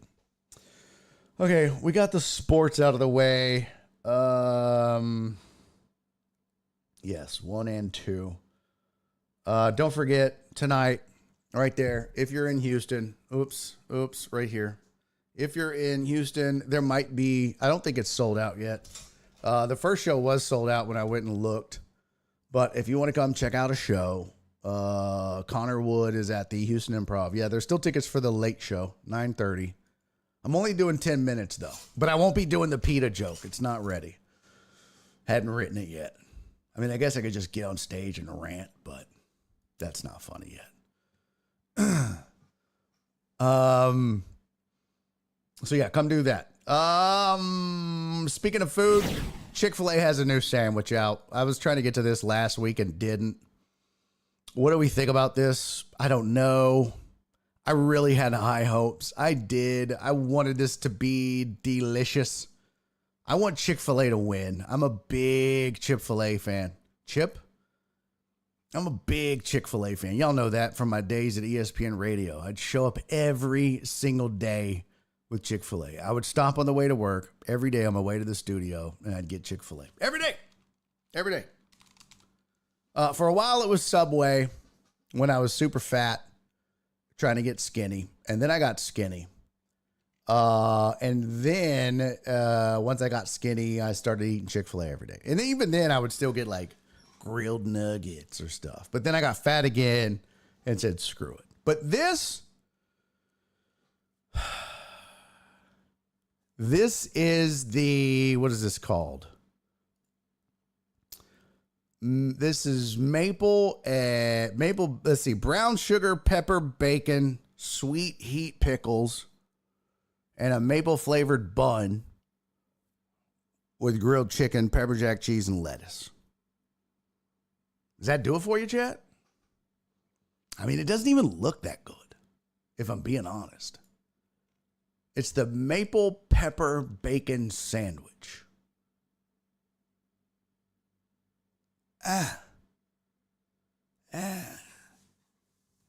You know why this doesn't look good to me? And you know why I don't think I would want this? Here's why.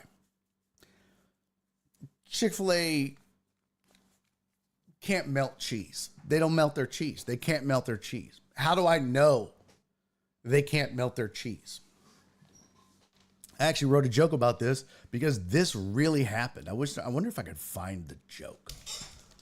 Because this is true. This is just, sometimes the jokes write themselves.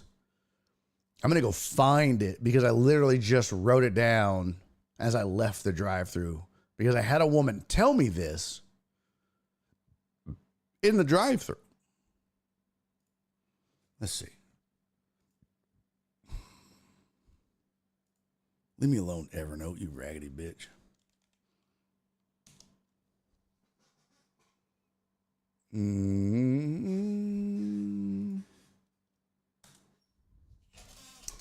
Oh my God.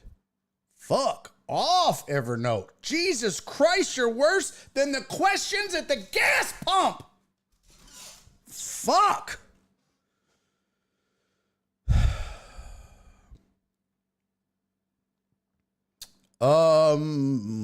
Where is it?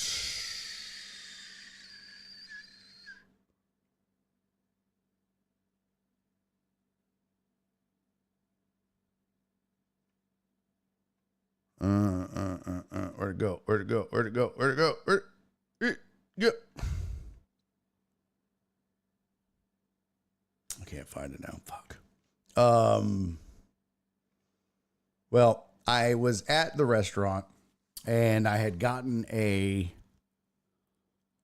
think I actually got a regular Chick-fil-A sandwich. And this was back when I was still kind of naive and didn't know any better. You don't mess with a Chick-fil-A sandwich. You just don't. However they make it, that's how you eat it. Don't touch it. Don't touch it. Donna, what? Whataburger took the chicken fajita off the menu. What the fuck? I'll flip this goddamn table. Damn it.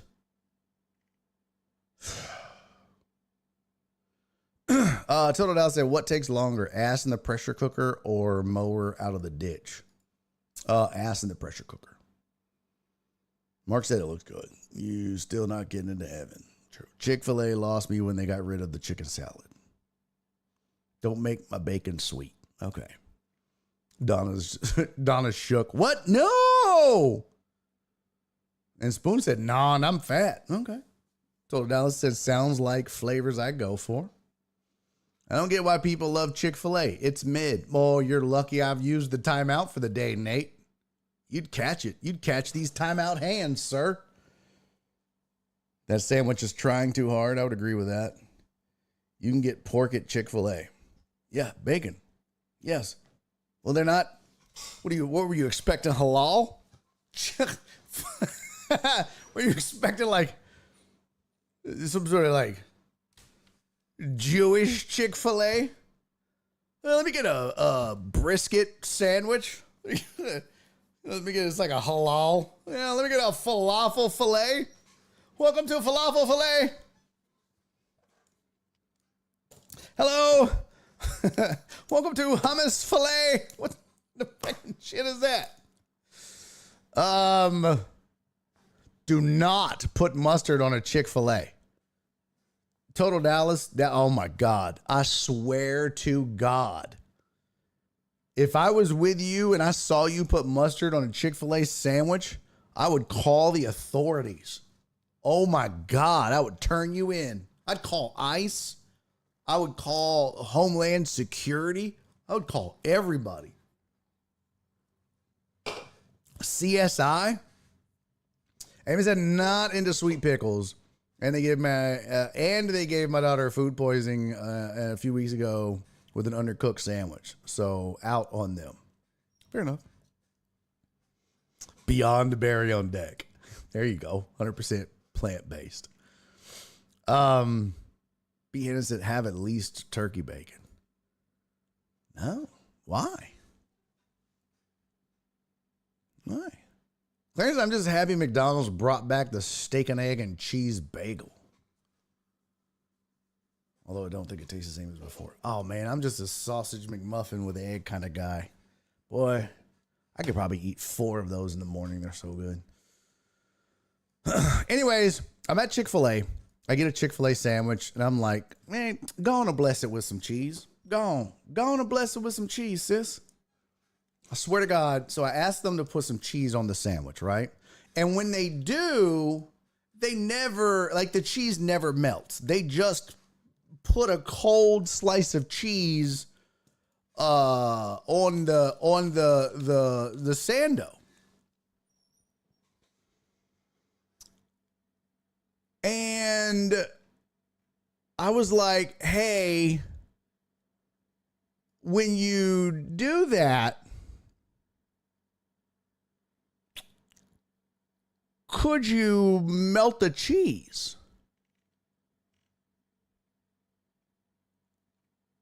And she goes, I'm sorry, we can't.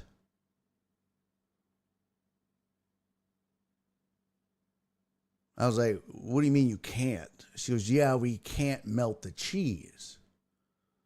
And I was like, what do you mean you can't melt the cheese? You can't melt the cheese?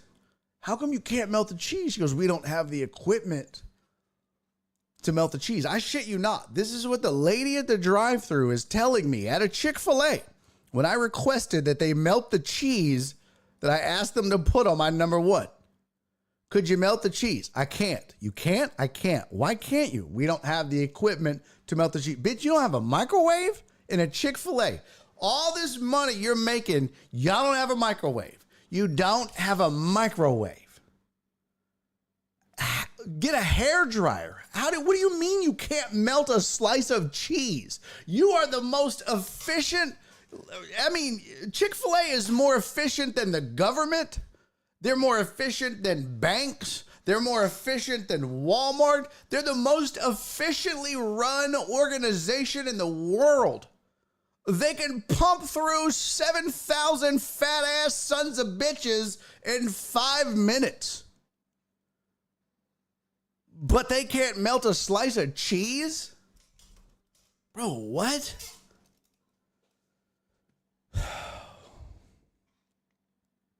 It's crazy to me.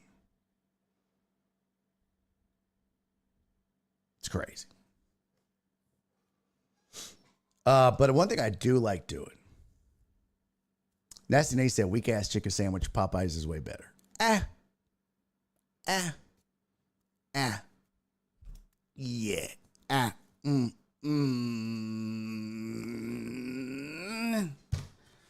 My problem with Popeyes is it can be hit or miss. You know what I'm saying? It's never consistent enough. At least for me. Tanyuko said, Clarence, didn't the bagel come greasy back then? I think it's missing it. Oh. That's a good point, sir. 'Tis a good point, sir. Ponch, what is this shit? I swear to God, is it? I think I might know what this will be.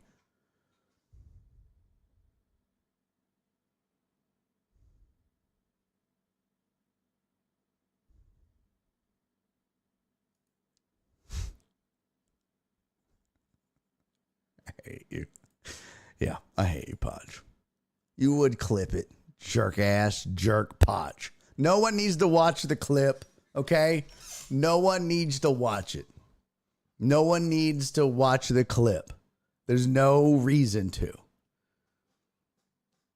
Yeah, I told Alice said melt it with what? A microwave. Most fast food restaurants don't. Yeah, they do. The heat from the meat melts the cheese. What are you talking about? Most fast food restaurants have one microwave or a fucking heat lamp or something.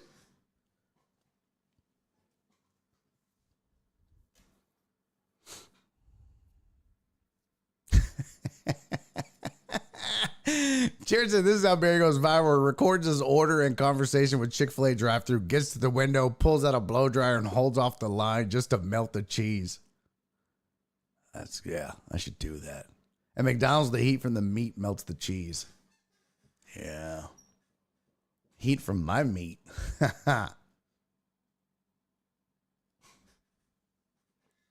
Well, was it Monday maybe? Someone took the microwave home Saturday night. What?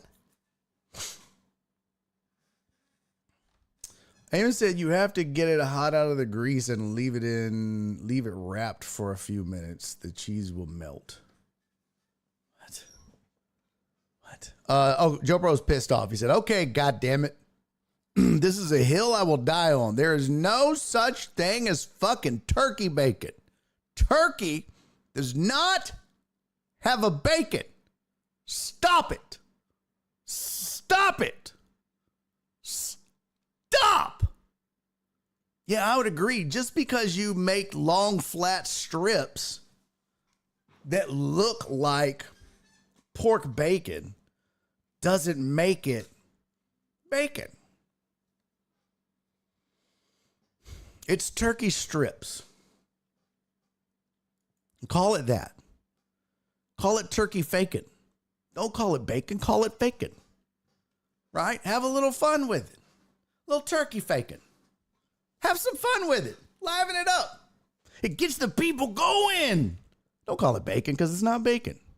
And also, you're going to give Joe Pro a goddamn aneurysm. Jesus. Amos said Arby's is the only fast food chain that uses microwaves. That's not true. That's not true. McDonald's uses microwaves. What are you talking about? I see them. They got the little warming trays or whatever. This is not true.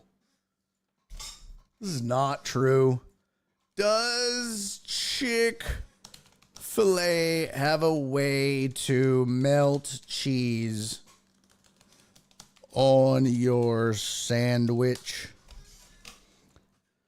Yes, Chick-fil-A has a few ways to melt cheese on sandwiches, including recipes for the chicken Philly and honey pepper pimento chicken cheese. After cooking the chicken Philly mixture for 5 minutes, add salt, taste, divide chicken rolls, and well, okay, that doesn't help. Is there a way to get the cheese melted? Is there a way for my chicken sandwich to come with the cheese melted? Mine always comes with the cheese cold. Thank you! Oh, I love it. I am not the only one that gets angry about this shit. Oh my God, Nate, I swear to God. Nate's like, they're called warmers, not microwaves. That's how Nate typed that. If Nate's keyboard ink had a voice in the chat, the letters that you see right there, this is how they would sound. They're warmers, they're warmers, not microwaves. They're warmers, not microwaves. Shut up, Nate. McDonald's does not have a microwave, sir. I was a manager worker there for a long time. Aaron, do not argue with me. I am right about everything. Aaron, you may have worked at a McDonald's and managed it, sir. Who doesn't ask me anything about anything?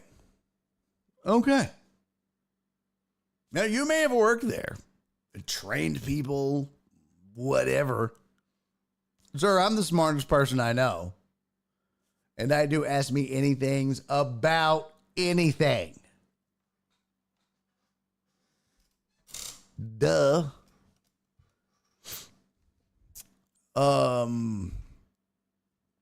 Why won't Chick-fil-A put the mayo on my sandwich? What? I don't know. Chick-fil-A has a secret cheese dipping sauce on the menu. What? Chick-fil-A Philly sandwiches. What? I'm learning so much. Does Chick-fil-A really have a dipping sauce? So let me ask you this. If they, suck it, nerds. What? Hold up. Don't go nowhere. Aaron, Ron.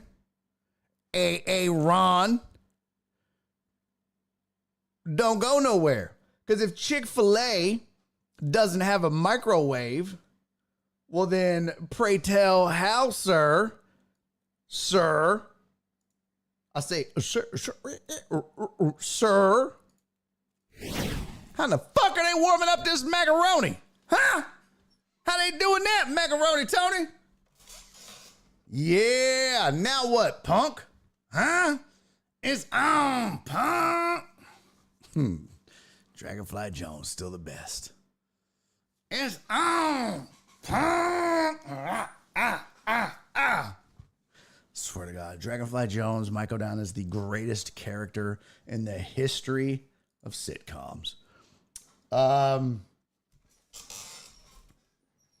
Yeah, this is an article about the Chick-fil-A's secret dipping sauce on the menu, but when I saw the macaroni, that's when it reminded me, how do you keep them? How do you warm it? Alex said it's made fresh. Amos said you keep it in a warmer. Aha! Well, if there's a warmer, then there's a way to melt my goddamn cheese. The defense rests, Your Honor.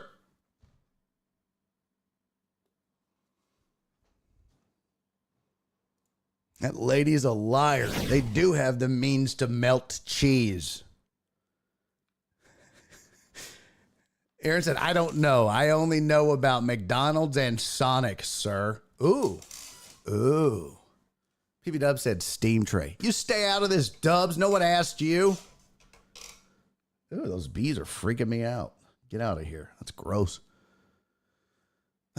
Aaron, I have a question for you, and this is dead ass serious, and we'll get back to the shenanigans that is Chick-fil-A's cheese dipping sauce in a second, but Total Dallas, I'll make a goddamn exception since this is my show.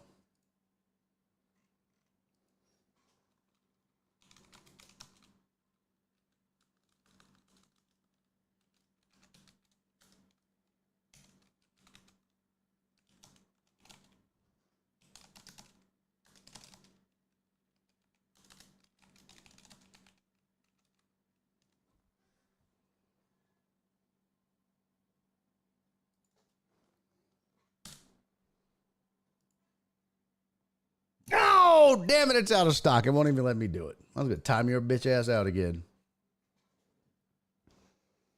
I mean, I could just do it. It just won't let me play the shark. I mean, I can still do it. Don't even try to get like, you thought you had me, didn't you? CC did it anyways.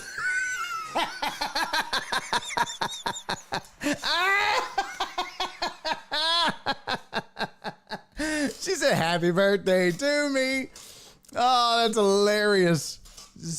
Total Dallas said, Dragonfly Jones ain't even in Shanae's zip code. Total Dallas, the next time I see you, I'm going to get a chair and stand on it and slap the fire out of you. How, sir, can you even suggest that? Shanae was the most overhyped character in the history of TV. I digress. Aaron J. Bright, I have a question for you, sir. AJB, I was looking at this the other day. I'm certainly not impressed with Sonic's slush selection. I mean, I tried their cranberry. It's okay. I'm a cherry limeade guy. So I'm trying to find like a mixing chart. Like, what should I be? Because, you know, they have like the little flavors, right? Like you can mix like a cranberry and lemon. I don't know. grape and lemon, grape and lime. I don't know. Like, is there something like that Sonic has? It's like, hey, this is a good mixing chart. Try, is there anything like that? Because otherwise, these just suck. And I don't want to get on TikTok. Posh said cranberry lime would be okay. I feel like that would be, like, the cranberry, though, isn't that sour. So I think that might be good. Spoon said Barry's wiggling while he talks. He's really into this. Oh, I have a boner right now. Like, you can't see it because this stream is rated G except for the language. But I have a raging, like, you should see it. So hard. So hard. Joey Chestnut would eat this wiener. Spoon said raging tic tac. You should see this balloon knot in my pants. Yes. Adding vodka to a Sonic slush is a go-to. It's a yes. There's a chart of complimentary flavors. Where, Potch? Share. Where? I need this in my life. Nasty Nate said get strawberry slush, but tell them to blend it so there's no chunks in it. So they always do put chunks in it, huh? Yeah, see, I don't dig that. No, thanks. Nora ended up getting something the other day. She was like, I saw this on TikTok. She said, I want an ocean water with sweet cream and strawberries. I was like, why don't you just let me scoop you out some toilet water? What the fuck? That sounds awful. Did someone just throw darts at a board? Jesus Christ. And it had no ice in it. It was awful. Spoon said cherry limeade with extra fruit. What? Yeah. No thanks. Okay, let's get back to serious business. While Potch hunts down the important shit, which is the custom slushy chart, which I really need.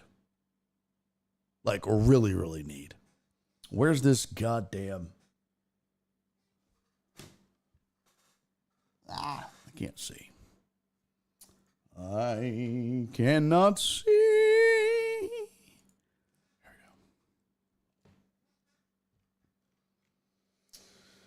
we go. Oh. Let's see. Asking which dipping sauce. Yeah. We love them all. Sometimes there's a craving that only Gardner Ranch. Well, it's time to add one more to the lineup. Chick-fil-A's cheese sauce. You can ask for Chick-fil-A to give you a side of the macaroni and cheese sauce. It was quite a sensational discovery. Just like that, you could turn your waffle fries into cheese fries.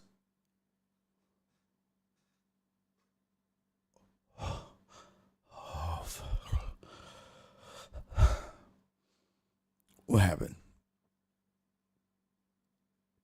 What happened? Wow. Whew.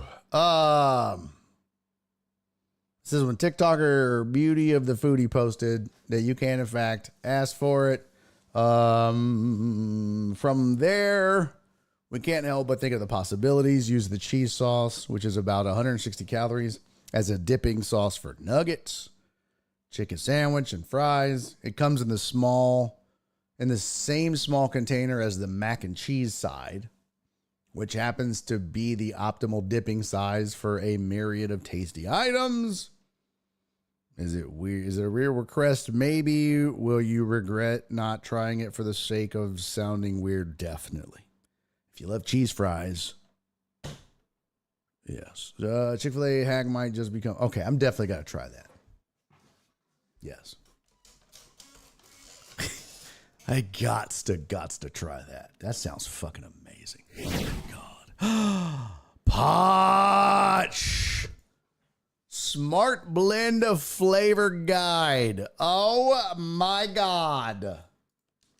OMG. There better not be any nudity on this page. Get out of here.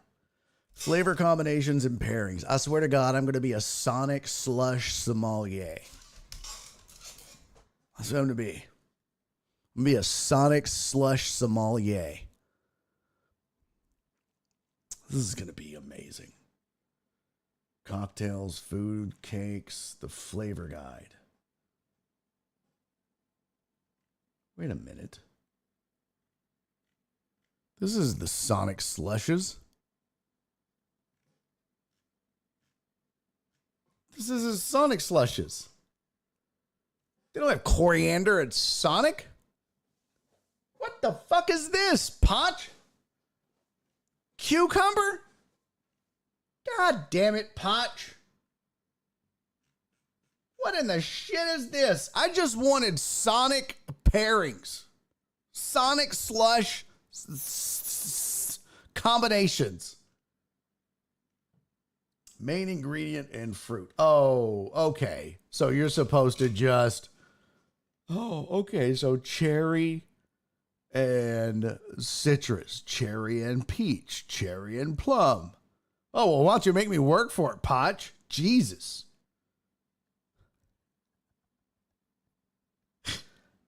Cranberry and apple. Yeah, cran apple. Cranberry and lemon. Cranberry and lime orange. Cran peach.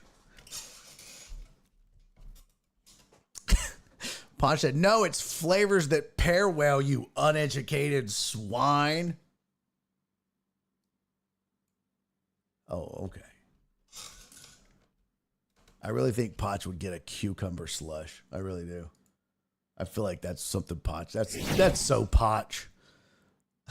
Mina said, Mina said the mac and cheese is brought in kits. The cheese sauce and noodles are separated and heated up and combined daily.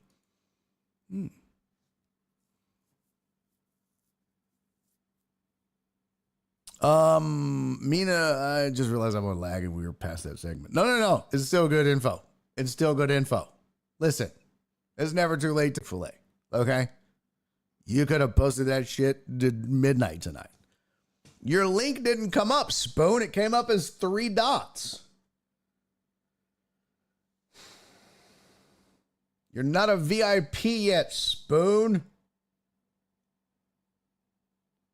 Yeah, send it to Potch and he'll post it. Yeah, I haven't eaten a plum in years. Okay, in the meantime, Cisco sent me this. I thought this was pretty crazy. Hey!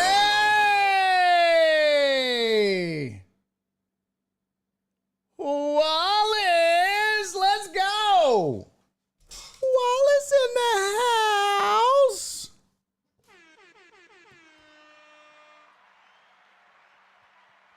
We got a new VIP, ladies and gentlemen. All right, let's go over here to Roles Manager. How many do we have left? You're only allowed so many VIPs. We currently have... Oh, let's see. Hold on. Let me grab Wallace's... Congrats, Wallace. Where did it go? W. Wilts. Control C. Go over here to Roles Manager. Add new. No, let's see. All roles. VIP. What the fuck? I hadn't done this in so long. Roles Manager. Cancel. Add new. W. Wilts. Where the hell did it go? Wallace, you're already a VIP. God damn it, Wallace. You're already a VIP. No wonder I couldn't find you. I'm like, where's Wallace? Where's Waldo? Wallace is already a VIP. Son of a bitch. You want me to undo it and do it again? How many are we allowed? By the way, how many VIPs How many? We're only allowed so many. Well, I said, damn it, I thought you didn't do it last time. I need a refund. No, you don't get a refund. I'll refund it. Potch or CC, can one of y'all refund Wallace's request?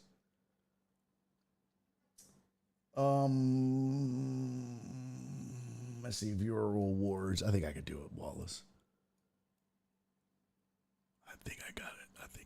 Let's see. Review request queue.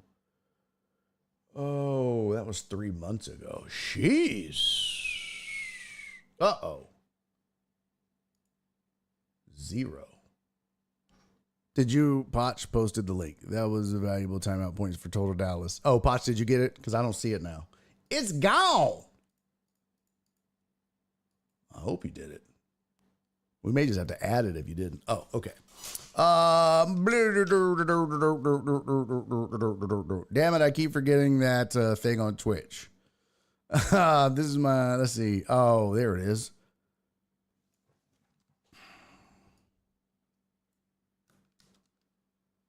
What deliciousness are we up to now?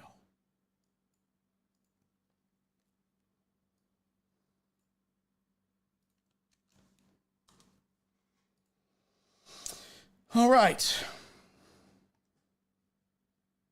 This better be worth it. I swear to God. I swear to God, I'll turn this whole show around.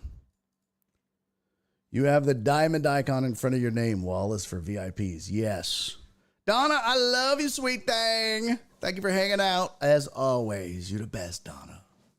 My sweet, sweet Donna. Donna's always the first one on Facebook to... She's like, she got her little duties and she does it for me. She's the best. Y'all need to get on Donna's level. Get on it. Get on it. By the way, Donna, did I ever tell you, did we ever talk about what we were supposed to talk about when it came to a certain thing and donations? I don't remember. Hit me up if we did. Oh. Yeah, hit me up. Happy to share. Especially now. I have more information. And it's angering me. Ask Jen too. I was in charge with her over on Facebook earlier today. Oh, okay. I was in charge with her over on... Oh, you were on Uriel? You were on Facebook? And did I not see it? Damn it. I only got one Facebook message. Yeah, I only saw one Facebook message. Oh, wow. It's way behind over there. Y'all hear my cat yelling? He's hungry. He's like, it's 5 o'clock, bitch. Come feed me. Daddy, would you please come feed me? Papa, we are famished, sir. Yeah, I literally only have one message on Facebook. Uriel, did you leave a message?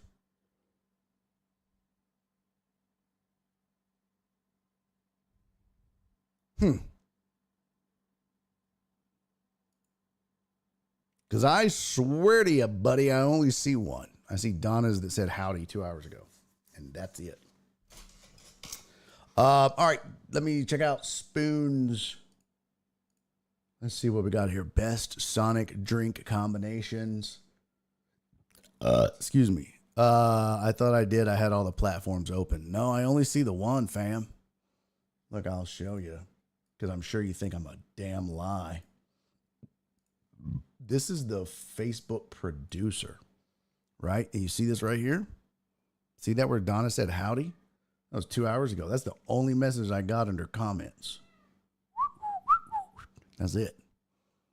So, I don't know. I might have screwed it up, though. I probably, paused them or some bullshit. I don't know, dude. I still don't have the whole Facebook thing down. And it might not be worth doing. I don't know. I probably either need to grow the Facebook channel or get the damn... Oh, got that one from Spoon, so that worked. Uriel goes, well, I might have been on YouTube. It's very possible. It's very possible. It's very possible. Oh, that's funny. Claire said, I slide into your DMs all the time, and every time you say it's too big. Oh, I hate you. You're disgusting. You're gross. All right, here's some drink combinations from Sonic. Best Sonic drink combinations. Raspberry lemon water, lemon and lime water, strawberry lime water, mango water with lime. I don't want no damn waters, though. I don't want no damn water. Water's for suckers. Oh, here we go. Sonic slush combinations. Blue cream slush. Yeah. Peach ring slush. Pineapple coconut slush. Grape slush. What's in the grape? It's just a grape slush. Do you combine all of these, or is it just... Oh, there we go. Combinations with waters. Ocean water combinations. I don't understand. I don't understand what that is. Diet Coke combinations, Dr. Pepper, Sprite. Ooh, I bet that's good. Sonic Limeade. Cranberry Limeade. I bet that's pretty good. Like, just throwing shit together. Like, is this... I don't know. Combos with Fanta? I feel like they just put them all together. But, like, which ones are actually good, though? That's the question. Because they're just like, yeah, you can put this shit together, but does it taste good? Oh, here we go. 10 best drink combinations. Strawberry limeade. Yeah, I don't want them floaties in it, though. Lemon berry slush. Okay. Now we're getting somewhere. Lemon berry slush is made out of lemon and berry flavors, and this amazing mixture is surely refreshing. Okay. Berry and cherry slush. Oh. Combo of different berries and sweet cherries. If you're tired of all this heat, is drinking a berry and cherry slush. That sounds good. Strawberry Dr. Pepper, Coke and chocolate. Oh, yeah. Cherry vanilla Coke. Oh, yeah. Sprite with the blueberry and mango. Okay. Strawberry sweet tea slush. Oh, my God. Oh, my God. Sonic is also the custom to add sweet tea to strawberry slush, mixing all the goodness together. It may sound weird, but we are sure you'll... Oh, that's weird. Cherry ocean water? Huh. That's interesting. I definitely want to try that. All right, I'm going to save this link for show. That's getting saved as well. Yes. Yes, well done. Ooh, Joe Pro, Cherry Limeade and Bacardi into list. Yes. Yes. Oh, there you go, Uriel. Now I see you, buddy. Now I see you. Got it. And the YouTubes is always way behind when I get over there. Always way behind. All right, one more thing I wanted to show you. We still didn't get to the damn film sesh.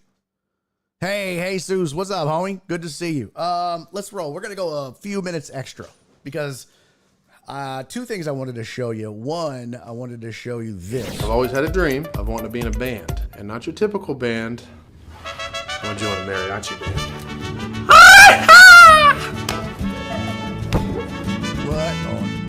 What in the cultural appropriation is going on here?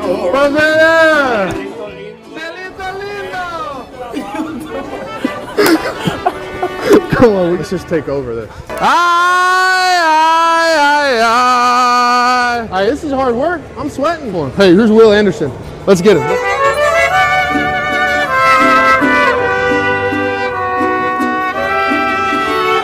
remember those cases. Hey, yeah.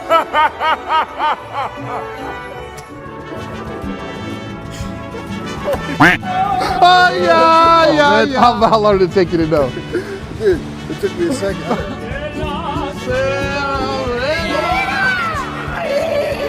Did you not know it was me? No. Pure talent right there. We want him in the group. All right, our punter's out here. Let's sing with our punter. Un par de ojitos negros, cielito lindo de contrabando. I'm so confused. What's going on? Yeah, Cisco said that mariachi outfit is fire. It really is. It really is. But at first I was like, this feels a little awkward. When he started going, I was like, I don't know if you're allowed to do that, Case. I don't know if white dudes named Case are allowed to don that outfit and start going,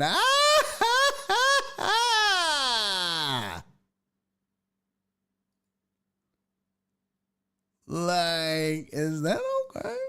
Is that okay? No. Is that okay? Okay. One more thing I wanted to show you. Now, I'm going to mute the audio for this, but before we get out of here, because I promised you videos, so we're going to get to these videos. We still haven't got to the mute rapper from the Congo. We're going to get to it this week, I promise. But this... Son of a bitch, I just deleted it. And poof, undo works. Love it. Get rid of some of this other stuff. Check this video out. Isn't that awesome?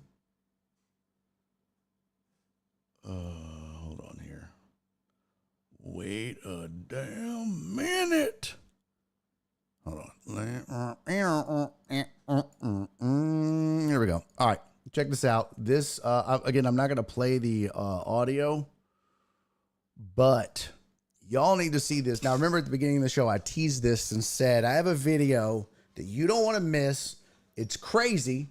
It's wild. This is some weird, wild stuff. You don't want to miss it. There's 14 people left in this show. Everybody bailed on this show. They're going to miss this. It's their fault. This is for you guys that hung around because I love you. Check this shit out. Did y'all see Coach Greg Popovich out there hooping? This is Greg Popovich playing basketball.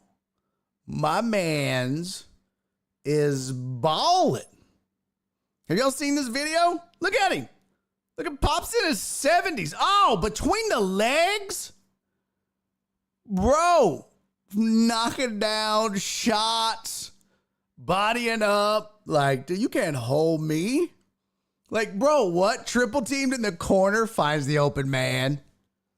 Come on. Get off me. Look at that. Head up. Like, dude. Like, what? Cece's not here to see it, but she would love this. Look at that. That's an old-ass man balling like that. Look at the hezzy. Look at the hezzy. Come on. Dropping dimes, knocking down shots. Bro, Pop is old, too. How old is Greg Popovich right now? Greg Popovich is 130... he's 132, 133. I forget. He's 137 years. He's 75. I was close. Bro, he's 75. 75. Ain't nobody, bro, I'm going to tell you right now, my mom is close to that old. She ain't doing that. Andy Huggins is close to that old. He ain't doing that. Everybody I know that's 75 ain't doing that. That's amazing, Pop. Like, good for him. Look at him balling. Bowling. That's wild. 75 years old.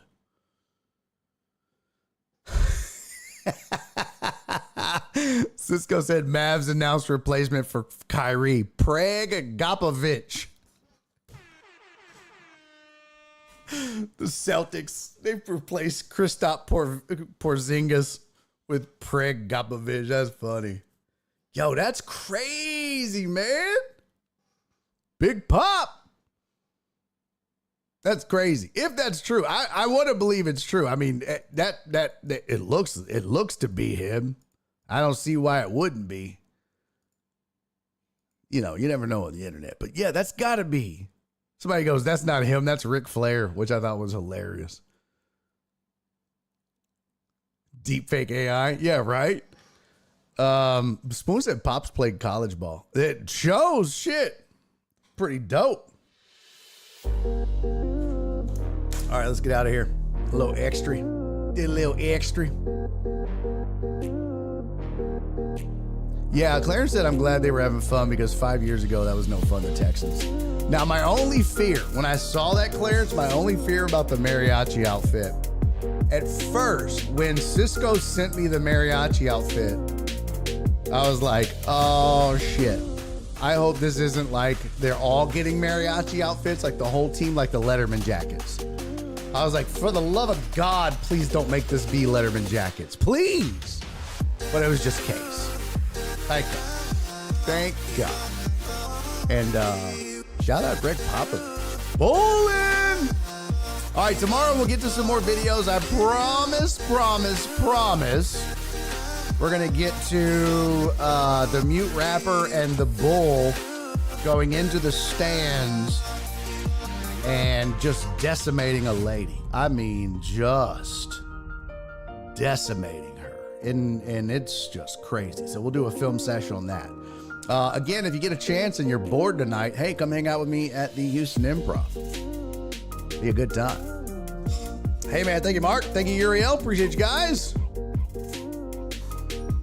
Spoon said, listen, he's against out-of-shape deaths. There were some youngins in there. Hey, Christopher Mina, thank you, homie. We're going to do the film session tomorrow, I promise. I promise you, sir. It's on the docket. We get through it in the week. It's, you know how we do it here. ADHD is a motherfucker. Thank you, Cisco. Imagine Pop getting mad during practice and be like, that's how you do it. Now run it again, right? Imagine getting crossed up by Pops. That'd be wild. All right, guys. I love you, man. I'll see you guys tomorrow. You know, we didn't talk any Astros. I ain't even mad about it because I'm so disgusted with them. I feel like all I would do is bitch and moan and whine and complain. What you gonna do? Maybe we'll hit on some of it tomorrow. Maybe not. All right. You guys enjoy your night. I will hopefully maybe see you at the Houston Improv. If not, that's cool too. Do we have a raid? Anybody we want to... let's see. For you following. Who am I following that we could raid? Daddy Demu, Grand Pooh Bear, Betting News, Jenna, Popping Tuesday, in it. Raft it bets. Bash! We're gonna raid Bash, you guys. Let's raid Bash. It looked like he just went live. Let's go. Let's give old Bash some love. Love me some Bash. So we're gonna raid Bash. Uh-oh. Oh, what happened there? All right, let's raid Bash. You guys mind if we raid Bash? Show him some love. Just say hi for a bit. Nothing crazy. Wait, how do you do this though? There's like a new system for raiding here. Oh, neat. All right, you guys say hi to Bash. I love you guys. I'll see y'all tomorrow. Be safe. Be kind. Love each other. Bye. Daddy's making a YouTube video.